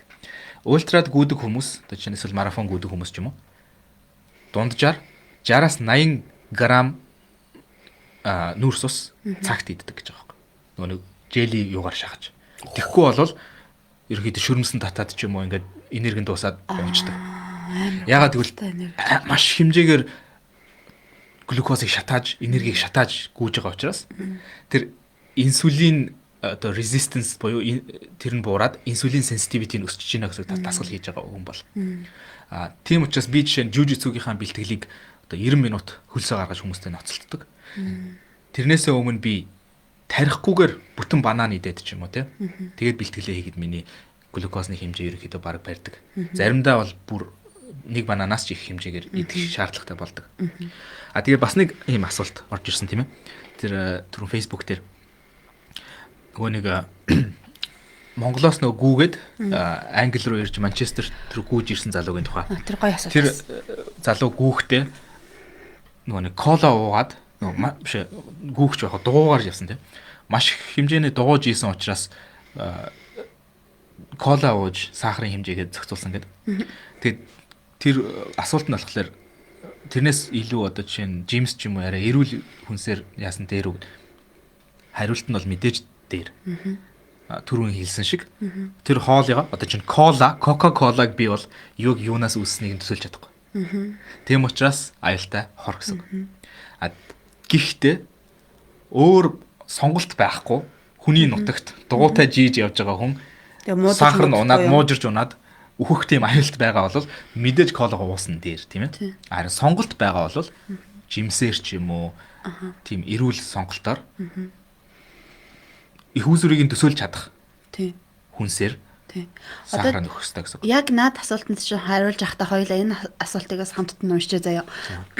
Энэ лавын доор амар сайхан цогт сайхан гэд хүн асуулт асуусан байна л да. Элсэн чихэрчин чихрийн ишинг sugar cane гэдэг ургамлаас гардаг. Тэгвэл чихэрлэг жимсэнд чихрийн шингтэй ижил хортой нөлөө байгаа болов уу гэж байгаа байхгүй юу? Энэ дээр болохоор маш сонирхолтой асуудал. Бид нар чихэр гэдэг байгаа штэ. Тэгсэн мөртлөө жимсэнд маш ихээр бүр тэр чихэрлэг нь байдаг. Тийм фруктоз гэдэг маш ихээр байдаг мөртлөө бидний биеинд ороод адилхан шууд тэр глюкоз болоод өөрчлөгддөг чихэр мөртлөө нэг ашигтай зүйл нь кола уухаас нэг ашигтай зүйл нь гэх юм бол жимсэнд чинь fiber гэдэг юм байдаг. Тэр fiber гэдэг зүйл чинь болохоор бидний биеинд ороод тэр хоолыг боловсруулахад удаашруулдаг зүйл байхгүй. Тэр одоо бидний хоол идэж байгаа штэ. Тэгээд тэнгууд ингээд бидний цуслуу ингээд бүх одоо элсэн чихэр мэхэр зүйлүүд нь орохыг тэр fiber гэдэг юм чинь ингээд удаашруулж байгаа. Хоолны тэр нэг боловсролыг нь удаашруулж байгаа гэсэн үг байхгүй. Тэгэхээр гинт ингээд бидний цуснаа буудуулахгүйгээр ингээд баг дэш нүсгэн гэсэн үг. Тэгэхээр fiber гэж яг юу юм бэ гэдгийг тайлбарлая тийм. Fiber гэдэг нь хатуу зүйл гэсэн үг. Тийм. Шууд утгаараа. Одоо жишээ нь жимси гэдгэд шаржигнж дээ тий. Тэгээд тэр хальсан жажлагдж дээ тий. Нэг хатуу биетүүд байгаа шүү дээ тэр. Одоо алми гэдгэд ч тийм үү. Ингээд хазахад хатуу хэсгүүд дотор нь ингээд байгаа шүү дээ нэг юм. Тийм. Материал тий. Тийм материал байгаа. Хатуу материалыг яриад байгаа. Харин алюминий жүүсийг шахчих юм бол ямар ч хатуу материалгүй цэвэр шүүс болчих юм бол тэр нь цэвэр баг чихэр болчихж байгаа байхгүй. Тэгээ алюминий шүүсийгээ ингээд ямар ч жажлах зүйлгүйгээр уучих юм бол цусны чинь сахар илүү хурдцтайгаар үснэ гэсэн үг. Ягаад гэвэл тэр чинь бие чинь тэр хатуу зүйлтэй тэмцэлтэхгүйгээр шууд боловсруулж байгаа. Тэгэхээр ер нь ямар ч өөрөө жүүс хийгээд жүүс уусан ч гэсэн Хэлбэр альмиг нэдхүү бол жуус болгож жуус уух юм бол эдэг сонголтоо хийсэн нь хүний бид хамаагүй өрөл гэсэн үг. Тийм. Ядчил тэр нөгөө нэг fiber гэдэг юм чинь ороод таны тэр нөгөө нэг хоол бодолсруулалтыг чинь ингээд нэг төвшөнд барьчихна шүү дээ. Тэгээд бас жимс яг одоо жишээ нь бас нэг асуудалтай гэдэг нэг байгаад байгаа. Одоо жишээ нь саяхан Мандуул подкаст дээр орсон тэр нурууны өвчин болон тэрний тухай ярьсан эмчийн нэрийг мартчих. Гэхдээ хүмүүс үзсэн байж магадгүй. Тэрэн дээр тэр эмчийн ярьсан зүйлтэй бол би бол бас санал нийлж байгаа. Миний уншиж судалсан зүйлтэй бол бас амьдралын туршлагатай ерөөдөө нийцсэн зүйл ярьсан. Тэгээд тэр эмчийн зөвлөгөөгөр бол гурил, чихэр, давс, гурил, чихэр, төмс, жимс гэх мэт зүйлсүүдийг битгий гэдгээс. Кето бай. Яагаад жимсийг бас яагаад тооцоод байгаа гэдгийг бас тайлбарлахын тулд жимс чинь түрүүний одоо зарчмаар бол модноос шууд ингээл ургасан зүйл биздэ гэж төсөөлөхөд те хэдийч орчин үеийн жимс ихэвчлэн хиймээр бордсон байдаг. Тийм учраас мутацид оруулсан байдаг учраас аюултай зүйл нь тэр. Бидний одоо нэг файбер багтай сахар ихтэй төрөл болгоод хувьсгацсан байна гэсэн үг жимсээ. Одоо жишээ нь ориг банан, жинхэнэ банан дэлхийд баг байхгүй болсон. Дэлхийн нийт бананы 99.9% нь хуурамч банан. Ориг бананыг одоо Google дээр үзэх юм бол тэр real natural одоо банан ч гэдэг юм original банан ч гэдэг юм Google дээр үзэх юм бол баг жимс байхгүй нүл үр байдаг. Банан ч нүргүү жимс штэ гэж хүмүүс бодмоор те. Гэтэл том үрнүүдтэй ийм жижигхэн банан байдаг. Тойроо жимс нь маш бага. Тэгээд төсөөлөд үзэхэд би бол яг иж үзээгүй л дээ. Гэхдээ идэх юм бол чихэрлэг гэхээсээ илүү гашуун байж магадгүй санагдсан надаа. Бидний иддэг банан за тэндээс нэг банан гаргаад ирье. Бидний иддэг банан бол үрэн бүр маш жижигхэн болцсон байдаг те. За энэ бананыг хуваагаад ингээд харах юм бол энэ дотор нь цэг байдаг те. Энэ цэг нь ерөнхийдөө үргүүдсэн үр гэсэн үг. Тийм. Бид нар заавал үргүү болгоод үржүүлсэн үргүү болгоод чигэрлэг одоо нүүрс услаг хэсгийг нь ихсгээд тэгээд бордцсон төрлийн ургамал болчихж байгаа. Тэгэхээр бас аюултай байх боломжтой. Гэхдээ тэглээгээ жимс жидэхгүй амьдрна гэдэг бол бас хэцүү. Юу ч идэж болохгүй болчихно тэгэхээр бас. Тийм учраас энэ зөвлөгөөнүүдээс юу ч гэсэн энэ ийм очиртай юм байна гэд мэдээд тааруулж хэрэглэхэн дээр кола ууснаас энэ банан идэх нь 100 дахин илүү. Колон дээр бас нэг хэлэх зүйл байна. Саяхан нэг ном уншиж хахад Outlive гэдэг longevity урт удаан наслах тухай ном уншиж хахад тэр эмч нэг хүн дээр хагалгаа хийгээд тэр илэгний хагалгаа хийсэн чинь тэр хүн арх уудаг уу гэсэн чинь уудаггүй гэж эхлээд эмчтэй хэлсэн байна. Тэгээд гисэн чинь нөгөө эмчнэр нь хагалгаа хийх явцдаа маш хэмжээний өөхжилт болон тэр циррозтой илэг байсан. Арх уудаггүй гэж энэ хүн худлаа ярьсан байна гэд эмчнэр нь уурлаад бөөн асуудал үүссэн учраас тэгээд дараа нь үнэхээр нөгөө хүнээс ирснээсээ хойш дахиад асуусан чинь арх уудаггүй гэсэн чинь стил уудаггүй гэсэн хариулт нь зөв байсан. Гэхдээ тэр хүн яадаг гэсэн хэрэг кола уудаг байсан. Маш их хэмжээр. Тэгээд тэр нь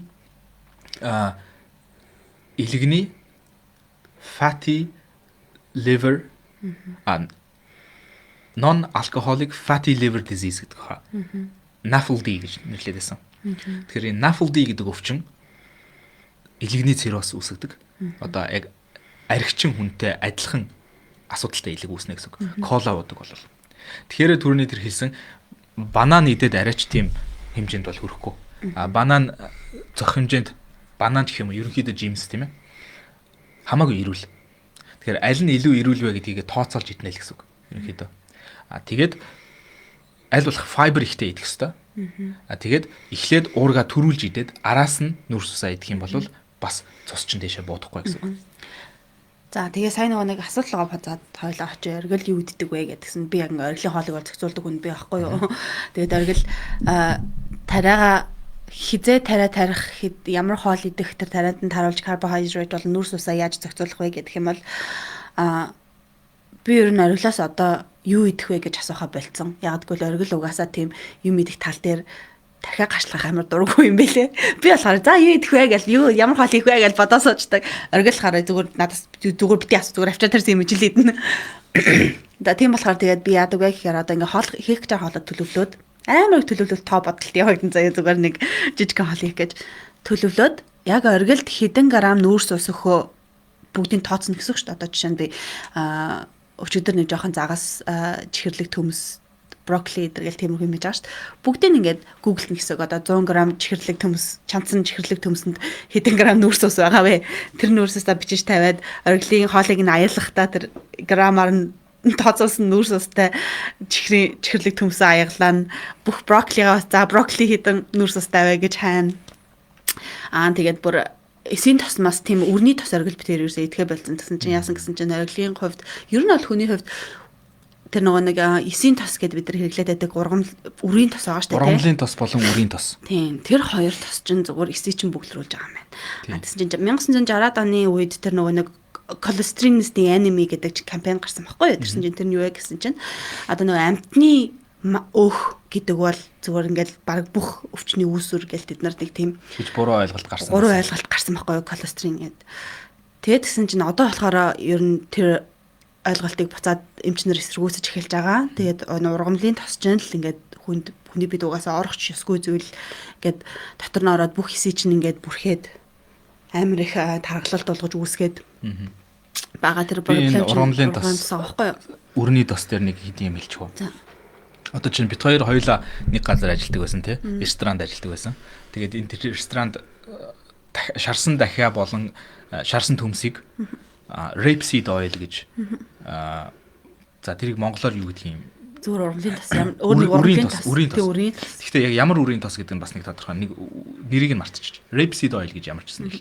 Тэр rapeseed oil-ыг том галлоноор нь бид нар бол гэл дүүргээл тэрнийг 190 градус дээр тавиад тэгээд тэр тос нь тийм өндөр төвсний градуст нөгөө нэг шатдаггүй төрлийн тос байгаа байхгүй.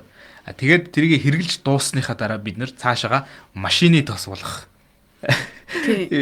компани руу явуулдаг. Өөрөөр хэлбэл машины тос ууж ийн гэсэн үг. Идэж ийн гэсэн үг. Тэгээд энэ зөвхөн хэмжээнд хүн идэж болдог материал гэдэг байгаа чинь тэр байхгүй хоол биш. Тэгээд тэгэхээр машины тос идээгүй дацдаг. Окей. Гэхдээ машины тосонд ашигладаг тос л байгаа байхгүй ерөөхдөө. Тэгээд анх одоо чинь Макдоналдс 1960-аад онд ч гэдэм үү 70-аад онд талуу буюу амтны тосоор шаарддаг байсан байгаа. Бүргэрээ. Тос чипс мипсэ. Одоо бол rapeseed oil-оор шаарддаг. Тэгээд 1960-70-аад онд хүмүүс Америкт дундаж хүний жин тий 60-70 кг байсан байгаа. Одоо бол 90 кг, 90 хэдэн кг, баг 100 кг бол дундаж хүндээ ордог Америкт. Тэгэхээр маш том асуудалтай. Тэгээ нөгөө энэ тослог бөгөөд fat тослог зүйлийг тухайн үед холестерол энтер гэж буруутгаж эсэргүүцснийхаа үр дүнд нөгөө нэг low fat одоо түрүүний тэр food rule гэдэг хоолны дүрм номон дээр бас байсан. Low fat буюу тосноос нь хассан тийм одоо no fat ч юм уу low fat тослог багтай хүчээр тослог баг болгосон тэгж одоо тарагч байт юм уу те эсвэл махч байт юм уу тослогийг нь шүүгээд авцсан тэрийг битгий аваарай гэсэн юм бас зөвлөгөө байгаа. Яагаад вэ гэхээр тослогийг нь багасгачихлаар амтгүй болчдөг юм бүх. Одоо жишээ нь дахианы махч байт юм уу те тослогтой дахианы махч нь гоё шүүслэг амтлаг байдаг. Завсаг тэруулийн махч байт юм уу те чэжний махч байт юм уу хамгийн тослог багтай мах нь хамгийн аргу байдаг те. Тийм учраас тэрийг амттай болгохын тулд маш хэмжээний сахар давс хоёрыг түрүүний хэлсэн үйлдвэрийн аргаар нэмдэг. Тийм учраас асуудал үүсдэг. Тэрнээс хойш одоо энэ Америк улс obesity буюу хит таргалтын өвчин архаг өвчнүүд зүгээр бизнес олох юм лээ. Тэр нь орох юм бол бас дахиад өөр нэг подкаст болох юм лээ. Тийм. За тэгээд эргээд миний хоол руу оръё. За чи тэрийгээ тооцоолно. Тийм бүх юма тооцоолно. Тэгээд тооцоолохоос өмнө бас нэг юм болохоор ориглын өөртөө инсулинээ тариад тодорхой хэмжээнд хүлээж агаад нүрс ус айдаггүй бол шууд тарчаад идчих юм бол дахиад дэше өсчдөг байхгүй яа гэвэл би энэ төр инсулинаа шингээж авч чадаагүй байгаа байхгүй юу. Тэгээд тэгэхээр тэрийг бас тооцоолох хэрэгтэй гэсэн. Одоо ориглын одоо байгаа цусных нь левелийг хараад шүүгэр левелийг нь хараад хэдэн нүрс ус идэж байгаагаа тоолоод тэгээд тэрэндээ тараад инсулинээ тариад тэгээд 15-30 минут хүлээгээд тэгээд хоолоо идэнэ. Тэгээд хоолоо идэнэ. Тэгээд гэх юм бол ямар хоол идэх нь бол битээр айгүй амар ер нь бол маш эрүүл иддэг болсон. Ориглыг онш гарснаас хойш боловсруулсан хоол идгээ байсан, өрний тос хэрглэгээ байсан, янз амар хям иддэг байсан. Тэднэрсээ ер нь боловсруулсан хоол үйлдвэрээс гардаг хоолыг идгээ ер нь бол барыг болсон. Тэгээд айгүй их тийм жимсгэн одоо нэг бэринүүд гэж байдаг тийм. Бүхэл хоолын хоол. Тэгээд айгүй их загас магас ер нь бол тиймэрхүү ногоо айгүй их ногоо иддэг болсон. Нэг хэсэг би карнивор бас хийх гэж үзсэн. Тэгээд ерөнхийдөө 3-7 хоног барахгүй юм байлаа. Дамах ид гэж үзсэн. Тэгсэн чинь амархан байгаагүй. Тэрээс амархан байгаагүй. Тэгээд гол юм нөх юм бол тэр нүүрс усаа тоолоод нүүрс уснаа тааруулж тариагаа сайн тооцоод тэгээд хүлээж агаад идэх. Түүнээс бол яг тийм хоол ийм хоол. Одоо жишээ нь миний инсулин resistance гэж түрүүн ярьсан. За 10 г нүүрс усанд 1 юнит нэг нэгж инсулин тарьдаг байлаа гэж бодъё. Тэгэх юм бол жишээ нь 30 г-д би 3-ыг тарьна гэсэн үг. Гэх мэт тооцоолно гэсэн үг. Миний хувьд бол ерөнхийдөө 4-өөс 6-гийн хооронд хэлбэлцдэг. Өглөөдөө миний инсулин resistance арай өндөр байдаг. Оройдоо багасдаг. Тэгэхээр би оройдоо тарьдаг инсулин арай бага байдаг. Өглөөдөө тарьдаг нь арай их байдаг гэх мэт. Тэгээ тэрийг дуршилтаар мэднэ. Одоо ийм ч надад яг зүйлсэн бэхээр basal insulin гэж одоо өглөөдөө ч юм уу тарьдаг тэр өдөржингөө барьдаг инсулиныгаа тариад мацаг бариад үзээрэй. Тэгээ инсулин чинь жигд байх юм бол зөв хэмжээндээ тарьсан гэсэн үг гэдэг. Тэгээд олж мэдэж болно гэх мэт. Тэгээ энэ ч бас нэг асуулт байна л да. Би бас нэгдүгээр төрлийн чихрийн шинжинтэй бас инсулин бага ялгаруулдаг. Хоолны дэглэм барьж байгаач хаяада ямар чихэрлэг юм идэд талаар болдог яаж идэхгүй байх вэ гэсэн асуулт байна. Чи юу гэж хариулах вэ? Миний хувьд бол энэ ингээд бусад бүх зүйлтэй холбоотой нарийн юм болчиход байгаа байхгүй. Амьдралын хэв маяг гэдэг чинь өөрөө айгүй чухал. Одоо би ч гэсэн ингээд буудуулаа заримдаа 20 эдэн левел одоо сахартай болцсон үе байна. Заримдаа инсулинийг тэрнийг зохицуулах гэж хитрүүлж тариад харанхуй шүн үхэж байгаа юм шиг босч ирээд бүр яг нэг зүйл нь одоо hypoglycemia буюу цусны сахар унах үед бүр яг өнөө маргаашгүйч биш. Хэдхэн минутын дотор үхэж байгаа юм шиг мэдрэмж авдаг. Яг одоо би их хэмжээгээр чихэрлэг зүйл идэхгүй болвол үхнэ гэсэн тийм мэдрэмж ингээд бүх би ингээд сүлдаад амар гол харлаад нэг тийм мэдрэмж төрдөг. Энэ бас аюултай. Ялангуяа шүн энэ зүйл тохиолдох юм бол заримдаа энийг одоо мэдрэх хит олон ийм асуудалд орчих юм бол тэрийг зарим шүн мэдрэхгүйгээр унтаад маргааш нь сэрэхгүй гэсэн үг. Тийм учраас бас энийг зохицуулах нь чухал. Энийг зохицуулахын тулд одоо чинь яг тэр тухайн мөчид тэр үхэж байгаа юм шиг мэдрэмж авч байгаа хүн чинь урт хугацааныхаа зүйлийг санаа зовхгүйгээр их хэмжээний юм идэн тийм ээ. Би бол тэр алдааг ихэндээ маш их гаргасан. Тэгээд нөгөө сахар чинь буцаад дэшигээ буудана. Тэгээд тэрийг нь буцааж авчрах гэж боо юм болно. Тэгэхээр тухайн үед би яг эмчийн зөвлөгөөр бол 15 г сахарын хэмжээ одоо жишээ нь нэг юм банан байж болно тийм. Эсвэл яг 15 г сахар болох одоо orange juice 200 г ч үгүй orange juice гэх мэт ингээд яг 15 г нүүрс усны хэмжээтэй юм идээд хэдэн минут хүлээ 5-10 минут нөгөөдг нь биед чи үйлчлэл хүлээ гэж байгаа байхгүй. Тэгээд бүр болохгүй бол дахиад юм идэж болно гэсэн тийм зөвлөгөөтэй байсан. Тэр төвчээр бол яг тэр үхэж байгаа юм шиг тэр мэдрэмжийг авч явах үед бол тэр төвчих бол маш хэцүү. Тийм учраас ерөнхий байдал ялангуяа одоо ийм чихрийн шижин нэгдүгээр төрлийн юм өвчтэй бол ерөнхий бүх зүйлээ сайжруулах хэрэгтэй болчихно. Тэгэхээр нөгөө нэг тэр 2-7 хоногийн ирчийг авах, тэр өглөөний нарыг үзэх, тэгээ тэр нойрыг сайн авах. Яг үл жишээ нойрыг дутуу авах үед инсулин resistance чинь бас өснө. Биеийн тамирыг дутуу хийх үед инсулин resistance чинь бас өснө. Тэгээд инсулин тарих хэмжээ чинь бас өөрчлөгдөнө. Эрүүл хүнд ч гэсэн бас адилхан нөлөөлдөг. Тэгэхээр энэ бүгдийг баг багаар сайжруулах тал дээр ажиллана гэсэн үг. Яг тэгвэл урт хугацаанд одоо за жишээ нь миний сахар 10-аас 15 та байлаа гэж бодъё. Урт хугацаанд би ийм сахарыг барих юм бол миний цусны ханыг гэмтээгээд урт хугацаанд би ой санамжгүй болох, сохрох, юу гэдэг өргүү болох гэх мэт маш олон бүх төрлийн асуудлууд үүсэх боломжтой. Тийм учраас заримдаа нөгөө нэг яг одоо л би одоо тэр юмыг идчих юм бол тэр урт хугацаа хинт хамаатай гэдэг. Одоо чинь хүн тасарч унтлаа арх уун гэдэг чинь бас адилхан л шийдвэр байхгүй.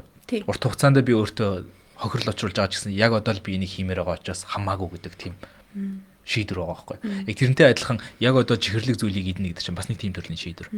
Тэгэхээр тэр шийдвэрийг гаргахгүй байхын тулд аль болох ерөнхий одоо энергийн төвшин, ерөнхий төвчээртэй байдал тэр зүйлс дээр л ингээл ажиллана гэсэн үг. Хэд гимшээд ах юм бол буцаал нөгөө энергич унаад дахиад идэх гэсэн үг. Тэгэхээр урт хугацаанд л ажиллана гэсэн үг. Тэр гимшилтийг бол маш сайн мэдчих шүү гэдэг. За одоо хоёулаа биенээсээ асуулт асууя. За. Хоёулаа амар ерөн similar асуултнууд бичсэн байна. За миний эхний асуулт чи эхлээд суугаад би асуув. За. Намайг энэ өвчин тусахад чамд ямар санагдсан бэ? Ерөнхийдөө юу бодогдсон бэ? Тэгээд бас одоо яг ямар байгаа вэ гэдэг асуулт. За анх чамайг яг өвдөхөд өнгөрсөн жилийн 2 жилийн өмнө болсон юм. Oh my god, бараг 2 жил болж байгаа юм шүү дээ. 2 жилийн өмнөөс өвдөж эхэлсэн. Тийм ээ те. Дөнгөж өвдөж эхлээд онш гаргаагүй байхад би ориглыг стресстэй байна гэж зүгээр бодож исэн. Дөнгөж шинэ ажилд орсон байсан те. Тэгээд айгүй их стресстэй ер нь бол ядаргаатай байгаа юм байна да гэж бодоод тэгээд бүр яг өөхгээд эмнэлэгт очиод оншин гараад за ингээд type 1 diabetesтэй болчлоо гэхэд би ерөөсөө надад тийм ойлголт байгаагүй. Яг ямар өвчин байд гэдэг юм мэддэггүй байсан. Тэгээд айдс бүр дараа нь ирсэн гэх юм уу? Чи чинь 3 сарын ихээр оншоо тогтоолуулгаад яг 5 сарын дундуур гэтэл миний айдс орж ирсэн баг. Гэхдээ би 3 сарын 28-нд эмнэлэгт тавьсан. Тэгвэл 4 сарын тэр нь бол 5 сарын дундуур би яг Монгол битээр явах гээд нэг бэлтгэл хийгээд яаж яснаа сандагхгүй. Тэр үед би нэг амар айжсэн.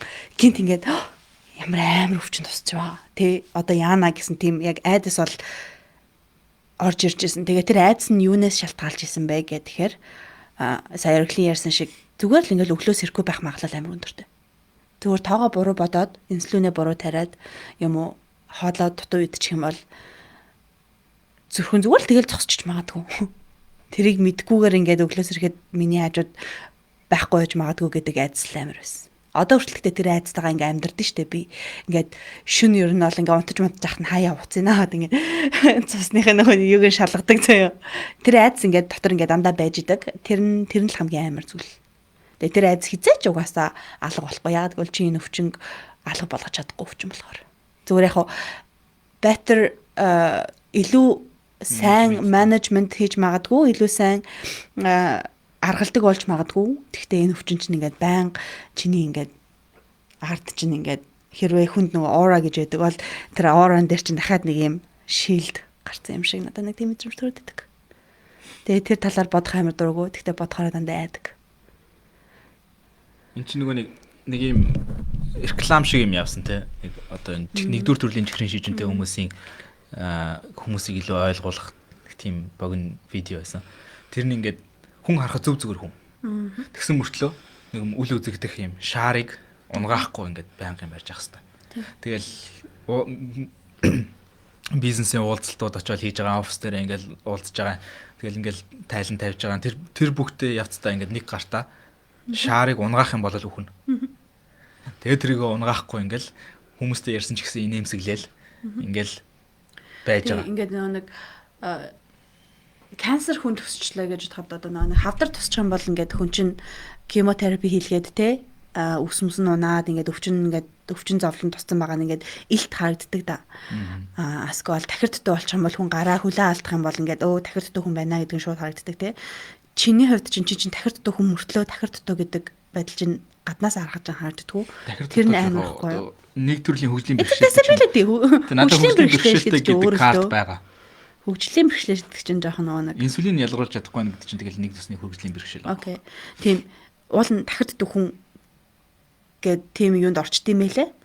Гэтэ гаднаасаа харагддаггүй тэр нь ч жоохон. Ямар сайнд одоо чинь жүжигцүү хийгээл амтан хүн боож унгаагаал явж илаа л да. Тэгээ тэрэндээ би бол аяг бас талархаж байгаа. Хэдийн юм ингээд нэг өвчтэй ч гэсэн тэр өвчин миний амьдралд бүр тэгж амар одоо намайг хөвтөрт оруулдаг ч байт юм уу, тэрэгэнцэр дээр суулгадаг ч байт юм уу. Тийм болгочоогүй. Гэхдээ тийм болгох аюул байгаа өвчин л доо. Тийм. Ер нь бол Одоо 10 жилийн дараа 20 жилийн дараа тэрэгцэр дээр суудсан явж байгааг мэдэхгүй тийм өвчин. Тэхийн тулд энэ менежментийг зөв зохицуулах, тэр нойр, хоол, стресс бүх зүйлийг зөв зохицуулах ёстой болчиход байгаа. За чиний асуулт байна уу? Байна. Би амар инээдтэй яг энэ асуултыг бичсэн байна. За. Чихрийн шижин тусаад хамгийн их айсан зүйл юу байсан бэ гинэ? Чиний хувьд, над миний хувьд. За. Миний хувьд эхлээд ямар ч сан тэр чихрийн шижин тусцнаа мдээгүй явахд бол аяйгуу хэцүү байсан. Турж ицээд бүр сүүлдээ хөвтөрт баг орсон шүү дээ ерөнхийдөө. Халбгаа баг дийлэхгүй, хоолоо баг зажилж дийлэхгүй нэг хоёр зажилчаад амраал баг. Тийм сүлдээ болсон байсан. Тэр үед бол яг нэг тийм.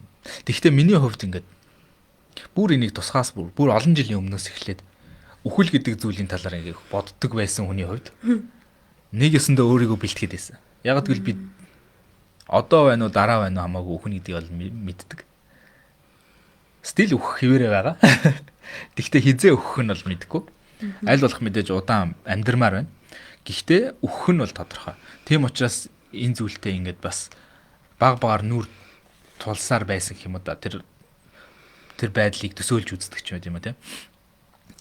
Тэгээд харин ийм залуу насндаа яг тэгээд өөх гээд ингээд яг тэгээд ирэхлээр ингээд бодогдсон зүйл нь би бол ямар ч сан идэх нь босно гэж бодоол байсан л та. Тэгтэр нүг ядаргаатай зүйл нь юу буруу байгааг нь мэдэхгүй. Харин тийм. Тэгэл ингээд хоног өдөр ирэх тусмал дордоод идэг. Тэгэл хэдэн сарын турш тэгэл улам дордоол идэг. Бүх төрлийн эмчээр очиж үзэл, ангаах ухааны одоо тэр уламжлалт эмчдэр хүртэл очиж үзэл, хятад эмнэлэг дээр очиж үзэл. Ингээд тэгээ сүүлд нь яг шинжилгээ гараад чи чихрийн шижинтэй байна гэд эмчт гисэн. Яг одоо нөө яаралтай тэр emergency эмнэлэг дээр оч гэдгсэн. Тэгэхэд нэг шок орсон ч гэсэн хөөх ерөөсө төсөөлөөгүй өвчин байсан байхгүй. Тэгтээ нэг бодлын ингээ амар санаа амарсан. Ядаж тодорхойлогдчихлоо гэдэг те. Тэгээд нөгөө эмнэлэг дээр очиод хөвтөж байхдаа ингээд 10 хэдэн тусал зүйлгцэн ингээд хөвтөж байхдаа бол ерөнхийдөө нэг амар сансан юм нь булчингаа амар сансан. Дараа нь яг ингээд босч ирдэг тинкэтэй олцоод ингээд толинд харсан чинь нэг юм. Ямар ч булчингийн мас юу ч байхгүй нэг юм шалчижсэн юм болцсон тийм. 66 кг болсон юм чинь. Тэгээд яг хуучин өөрийнхөө ингээд төмөр өргөдөг байсан чинь юм дөө бичлэгнүүдээ ингээд үзэл. Ахиж ийм болох болов ямар ч сан болно.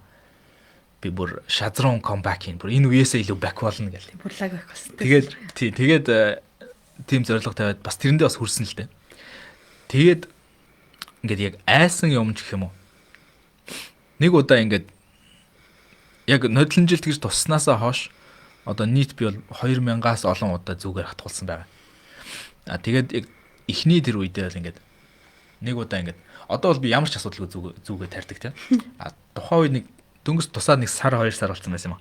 Гэртээ ганцаараа байж байгаад юм идэх гээд тэгээ ингээд тарих гэсэн чинь яагаад ч юм салгалаад тарьж чадахгүй.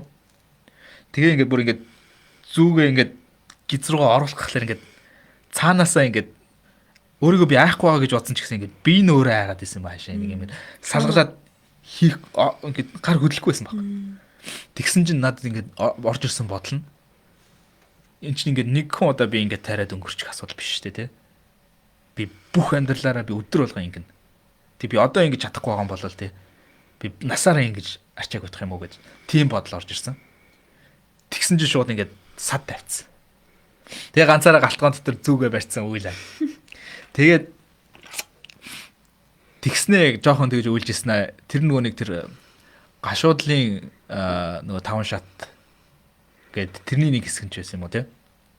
Миний хувьд одоо нөгөө нэг тэр Phoenix шиг өөрийнхөө өмнөх байдлыг өхүүлээд дараагийн шинэ хүнийгээ төрүүлж яах гэсэн тийм процесс нь ч юм уу тий. Тэгээд шууд үйлж дуусчаад сайхан болоод за одоо fuck тий. Одоо ингээл амьдрын. Тэгээд бүр ална гэх.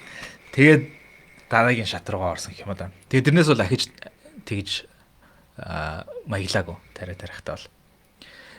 Гэх мэт нэг тиймэрхүү бодлоод хаяа бас нэг тий. Нэг тухайн үед ингээд бодохдоо би ингээд нэг юмнаас хамааралтай болцсон тий. Амьд явахын тулд нэг юмнаас хамааралтай. Одоо жишээ нь ингээд удахгүй Монгол явах гэж байгаа. Тэгэхэд бас нэг ингээд тооцоологдож байгаа зүйл нь эм тариа юу илээ гэдэг. Тиймэрхүү юм бас ингээд байнгын ингээд төрний хэлдэг шиг л ингээд харахад эрүүл мэш шиг мөртлөө ингээд шаар гарн дээрээ байнга ингээд тогтоож явж идэг л хүн болцсон. Гэхдээ одоогийн байдлаар бол тэрийгэ бүрэн хүлээн зөвшөөрөөд харин ч талархаад явж байгаа. Тийм байна. За тэгвэл надад дахиад нэг асуулт заяа. За. Хэрвээ ямар нэгэн байдлаар ид шидээр чамаагүй заяа. Чихрийн шижингийн чинь имжлээд өгөө. Гэтэ нэг хөлөө чинь оронд нь аавны үйлж имжлүүлэх үү? Дахиж хизээч тариад ярихгүй, дахиж хизээч санаа системэн дээр санаа зовхгүй гэхдээ нэг хөлөө алдна. Зөв асуулт тий. Нэг сайборг хөлтэй хүмүүсийг хараад бас атаархдаг ч юм уу кул юм шиг санагдсан үе бас байсан л та тий. Гэрэл одоо чинь би нэг удаа Лондон бриж дээр ингээд яг метронд дээр алхаж исэн чинь нэг юм гонжомтой залуу заяа. Нэг хөлгүү заяа. Нэг нүдгүү бас яг далайн дээрэмчин шиг үс мөсний засалт бол зүгээр тасарсан заяа. Тэр нэг юм таягтай заяа. Тэгсэн мөртлөө юм нурууц их заяа. Гонжом нь бүр ганган заяа. Тэгснэ нэг нүд нь баг юм нөгөө pirate-ны юм пачтай заяа. Тэгснэ хөл нь ингээд робот нь төмрөн хөл заяа. Тэгээд гонжомныхоо тэр өмднийхөө яг тэр хөлгөө хэсгийг бүр ингээд албаар тайрцсан заяа. Тэр робот хөлөө гайхуулаад. Тэгээд тэр роботын хөлнөөс нь эндээс нь гэрэл мэрэл ассан заяа. Тийм ганган залуу. Ямар 5-наас гой машин харж байгаа юм шиг байна. Тийм залууг бол харж ирсэн. Тэгээ над бол би бүр ингээд бүр ингэж харж ирсэн заяа. Яг Google-ийн киноны тоглоомны ч юм уу баатар шиг харагдсан заяа. Кул санагдсан. Гэхдээ би хүлээд ярихгүй. Би энэ өвчнөтэйгээ амьдсан дээр. Тийм үү? Ямар сонирхолтой юм. Би чамааг өөрөөр хариулах гэж бодсон. Би бүтэн бие эрүүл бүх насаараа жүжицүүгээ хийх чадвартай амьдармаар. Гэтэ тэр гар маргаж үздэг хүмүүс байдаг юм л шүү. Тийм л дээ. Гэтэ би энэ өвчнг идэгшгүй гэж нэрлэж байгаа ч гэсэн дох гэдэг өвчин намайг жоохон байхад идэгшгүйг нэртэй л өвчин байсан. Өөр юу гэдгийг те маш олон өвчнгүүд идэгшгүй гэдэг нэртэй үргэлж байдаг байсан. Тэгэл цаг хугацаа өнгөрөхөд шинжлэх ухаан хөгжөхөд хүнд хөрлөлтөнд урагшлахад нэг мэдхэд зүгээр л ийм угаал алга болчдөг өвчин болчдөг. Тэрэнд бол би итгэж байгаа. Тэгэхээр магадгүй намайг 40-тэй 50-тай байхад ч юм уу энэ өвчин нойр болж байгаа солиулдаг болж магадгүй л те. Солиулж идэгдэг одоо хүртэл байгаа. Тийм. Гэхдээ солиулах нь өөрөө илүү эрсдэлтэй. Үүдлийн эсвэл stem cell тэрүүгээр бас эмчилж байгаа сураг бас байсан. Ер нь бол эмчлэх боломжтой гэж би бол дотроо боддог. За тэгвэл надад дахиад нэг хөвгөлтэй асуулт байна. Тэр хөвгөлтэй асуулт маань амттай хоолыг чухал гэж үзвэл тэгээ 1-ээс 10-ийн хооронд тэрийг үнэлвэл хэр чухал вэ амттай хоол идэх нь? За мэдээж чухал. Магадгүй нөгөө нэг юм дандаа гоё хоол идэх тогооч их нартай хүний хувьд би бас жоохон цамаан байж магадгүй. Амттай хоол идээд дасцсан тий. Гэхдээ тийм чухал биш миний хувьд. Одоо чинь чамд хэр чухал вэ гэдэгтэй харьцуулах юм бол хаанч үргүй. Би бол амтгүй хоол өдөр болгон идээд явсан ч болно. Ягаад гэвэл тэгэл priority гэж юм байгаа байхгүй юу? Яаж гоё хоол хийж өгөх вэ? Эрүүл гоё хоолож өгөх вэ? Талгаа гарчлахад одоо хэрэг байхгүй юм биш. Гэхдээ мэдээж чухал гэж хэлсэн шүү дээ. Тэр чинь тэрийг хангалттай appreciate хийж байгаа. Гэхдээ нөгөө хүний priority гэж юм байгаа шүү дээ. Хүний амьдралын чухал эренб дараалал байгаа шүү дээ. Миний хувьд бол одоо жишээ нь өөрийнхөө зорилгот хүрэх ч үгүй юм одоо тиймэрхүү зүйлүүд тэр нь л болж ивэл те. Одоо жишээ нь сайн хүн байгаад сайн аав байгаад тэгээд их орноо ингээ хөгжүүлээд ч гэдэг юм те. Тэгээ нэг ийм хідэн зорилгоудаа ингээд хангалттай гүйцээж чадчихвэл хүлгүү байна уу, өвчтэй байна уу, гоё хоол идэхгүй байна уу ерөөсөө тэд нар бол асуудал биш байхгүй юм. Тэгэхдээ мэдээж тиймээ баймааргүй л байна л да. Гоё хоол идээд ирүүл баймаар байна л да. За. Чамаас нэг асуулт асууя. За чи контент хийзээ ичгэлэх гээд наа өөрийнхөө контент. Тийм контент байхгүй. Би ганцаараа камерны үед хараа бүр сандраа салглаад буу юм бол нэрээ тэгснээс өнгөрсөн 6 сард манад жимсэн бахад би энэ жилийн 4 сарын сүүлээр 4 сарын сүүлээр би амар том гэдэгт ямар ч нэг 7 хоногийн дараа төрөх гээд байжсэн юм аа. Тэгээд тэгжсэн чинь нэг оргил гинт хүмүүс манад өнөөдөр ингээд хүмүүс ирнэ гинэ. Тэгээд Европ дахь монголчууд гэдэг нэртэй юунд нэвтрүүлэгт би оролцохоор болчлоо. Тэгээд оролцчихгүй яа. Тэгэхээр за тэгвэл хүмүүс ирээд мэрээд ингээл сууж мууж агаад бид нар ингээл ярилцлага хийгээл мэгэл тэгэхээр За гэл. Тэгээд би чинь өөрийгөө тэр нэвтрүүлэгт нь юусоо орно гэж төсөөлөөгүй. Угаасаа тэг хэрэггүй байх гэж удаад ориглаас ярьсан болохоос би ямар хамаа авахтай гэж удаад нэг тиймэрхүү маягтай байжсэн чинь бэлтгэлгүй байжсэн чинь тэр нөгөө нэг найруулагч зураглагч ахын намайг ятгахсаар агаад тэгээд нэг жижигхэн ярилцлага маягийн юм хийгээд би орох болчихгүй юу. Тэгээд тэгсэн чинь ингээд би хүлрөөд сандраад ингээд нөлмөс гоожоод ингээд хоолой богдоод би бүр яг өгчихсэн. Тэгэхээр өөрөө контент хийдэг гэдэг бол удаал зүйл авчиад чинь. Гэхдээ тэгэл ингээд контент зөндөө хийгээл шүү дээ. Энэ ч болохоор өөр ахгүй. Зүгээр ингээд чамтай ярилцж байгаа юм шиг бараг ингээд энэ байхгүй байсан. Камер байхгүй юм шиг мэдэрч байгаа юм чинь. Гэхдээ яг тэрний стори нь болохоор нэг миний нөгөө амьдралын загвар гэдэг одоо Монголын үндэсний телевиз дээр яваад байгаа нэг миний орсон нэвтрүүлэг байгаа тий. Тэр нэвтрүүлгийг хийхэд зураглаач хийсэн ах. Бас яг тэр нөгөө монголчууд Европт нэвтрүүлгийг бас хийхэд нь ирж таарад. Тэгээд тухайн үед бас яг нөгөө амьдралын загвар нэвтрүүлэг дээр бас миний нөгөө бас гэрт очиж энэ төр бичлэг хийхэд чамайг бас тухайн үед бичих санаатай байж байгаа чадаагүй чи зогтцсон болтцсон. Тэгээд чамайг бүр зандсан байсан те тэр ах.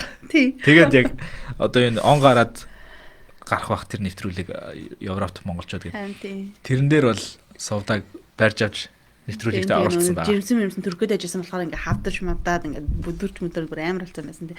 За яах вэ? Тэрний талаар их бодмааргүй. За тэгээд хэрвээ сувдаа одоо чинь хоолны контент ч юм уу тийм өөрийн гэсэн контент хий гэвэл хэрэг хүмүүс дэмжих вэ үзэх вэ гэдгийг комментэн дээр үлдээгээрэй гэд. Би ч одоо ингээ намайг хичээчлээ би сандарсан. За сайн уу та хоёртай орой минь төргий харж урам авдаг шүү. Байнга лайваар уулзаж байгаарай. That's so cute. За тэгнэ. Лайваар уулзнаа. Баярлалаа. Зэ ингээд цаг хагас ярьлаа. Тэглээ. YouTube дээр дараа нь оруулна. Эхлээд Facebook дээр лайв явсан. Тэр нөгөө нэг урд нь хоёулаа өчигдөр лайв хийнэ гэдээ яатсан бахад нөгөө Facebook дээрээс хальт нэг асуултууд байсан. Тэр асуултанд гэлсгээр хариулчих. Тэр нь хоёрдугаар төрлийн чихрийн шижнээс сэргийлэх боломжтой юу гэсэн мэлээ. 100% боломжтой. Эрүүл амьдралтай авах хэрэгтэй. Сонголтуудыг хийх хэрэгтэй. Тэгээд булчингийн масаа сайн хөгжүүлэх хэрэгтэй. Хүнд өргөцгөө бүсгүйчүүдээ залуучуудаа хүнд өргөх нь цаашаа ямар ч гэсэн дасгал хийх хэрэгтэй. Тийм дасгал хийх хэрэгтэй. Булчингийн масаа сайн ажиллуулах хэрэгтэй. Тэгээ яг түрүүний ярьсны дагуу эрүүл хооллох хэрэгтэй. Нойроо бас авах хэрэгтэй. Тэгээд тэр нойр дээр би ерөөхдөө бас дуусаагүй байсан ганц хоёр юм хэлмээр санагдчихлаа. Тэр нарны гэрлийг тэгж өглөө авах. Тэгээд оройдоо тэр аль болох гэрэл авахгүй байх гэх мэт зүйлс бас чухал. Тэгээд тэр нойр гэдэг чинь бас гүн нойр. Одоо гүн нойронд орох бас маш чухал. Гэхдээ одоо чинь өдөр нап хийх буюу өдөр дуг хийх хэрэгтэй юу гэдэг асуулт байлаа гэж бодъё те. Тэгээд дуг хийх нь зөв үү гэдэг асуулт байлаа гэж бодъё. Дуг хийх нь зөв. Гэхдээ 20-30 минутын дотор дуг хийх хэрэгтэй шүү. Тийм бол хангалттай олон давуу талуудыг авна. Энерги хөгдөнө. Нөгөө аденосын чинь багасна. Гэхдээ гүн нойр руу орж амжихгүй гэсэн үг. Гүн нойр руу оронгуудаа гүн нойрноос гарч амжаагүй байхдаа сэрэх юм бол нөгөө нэг сэрч чадахгүй. Тэр нөгөө нэг кортизол, тэр нөгөө нэг адреналин тэр зүйл чинь байхгүй. Зомби шиг болчихно гэсэн үг. Тийм учраас гүн нойр руу орохын тулд дунджаар нэг 40 минут юм уу тэрнээс дээш 2 цаг хүртэл ч гэдэм үү. Цаг хагас хүртэл ч гэдэм үү. Тэр хугацаанд одоо чинь 50 минут унтчаас ирэх юм бол ихвчлэн гүн нойрон дотроос ирнэ гэсэн үг. Тэгэхээр асуудалтай. Тэрний оронд 20-30 минутын дотор галс нэг power nap гэж байдаг тийм. Тэгээд сэрх юм бол бас маш сайхан сэргэнэ.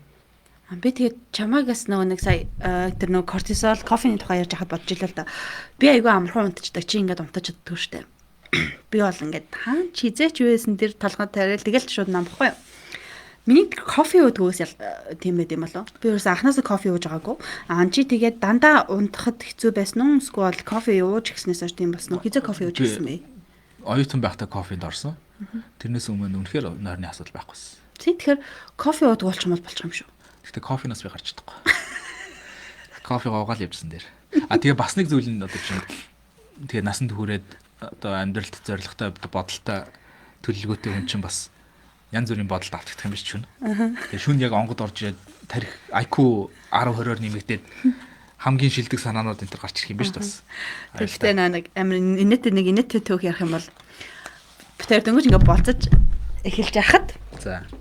Ингээд амар их шүн мессеж хэлцдэг байсан байхгүй юу.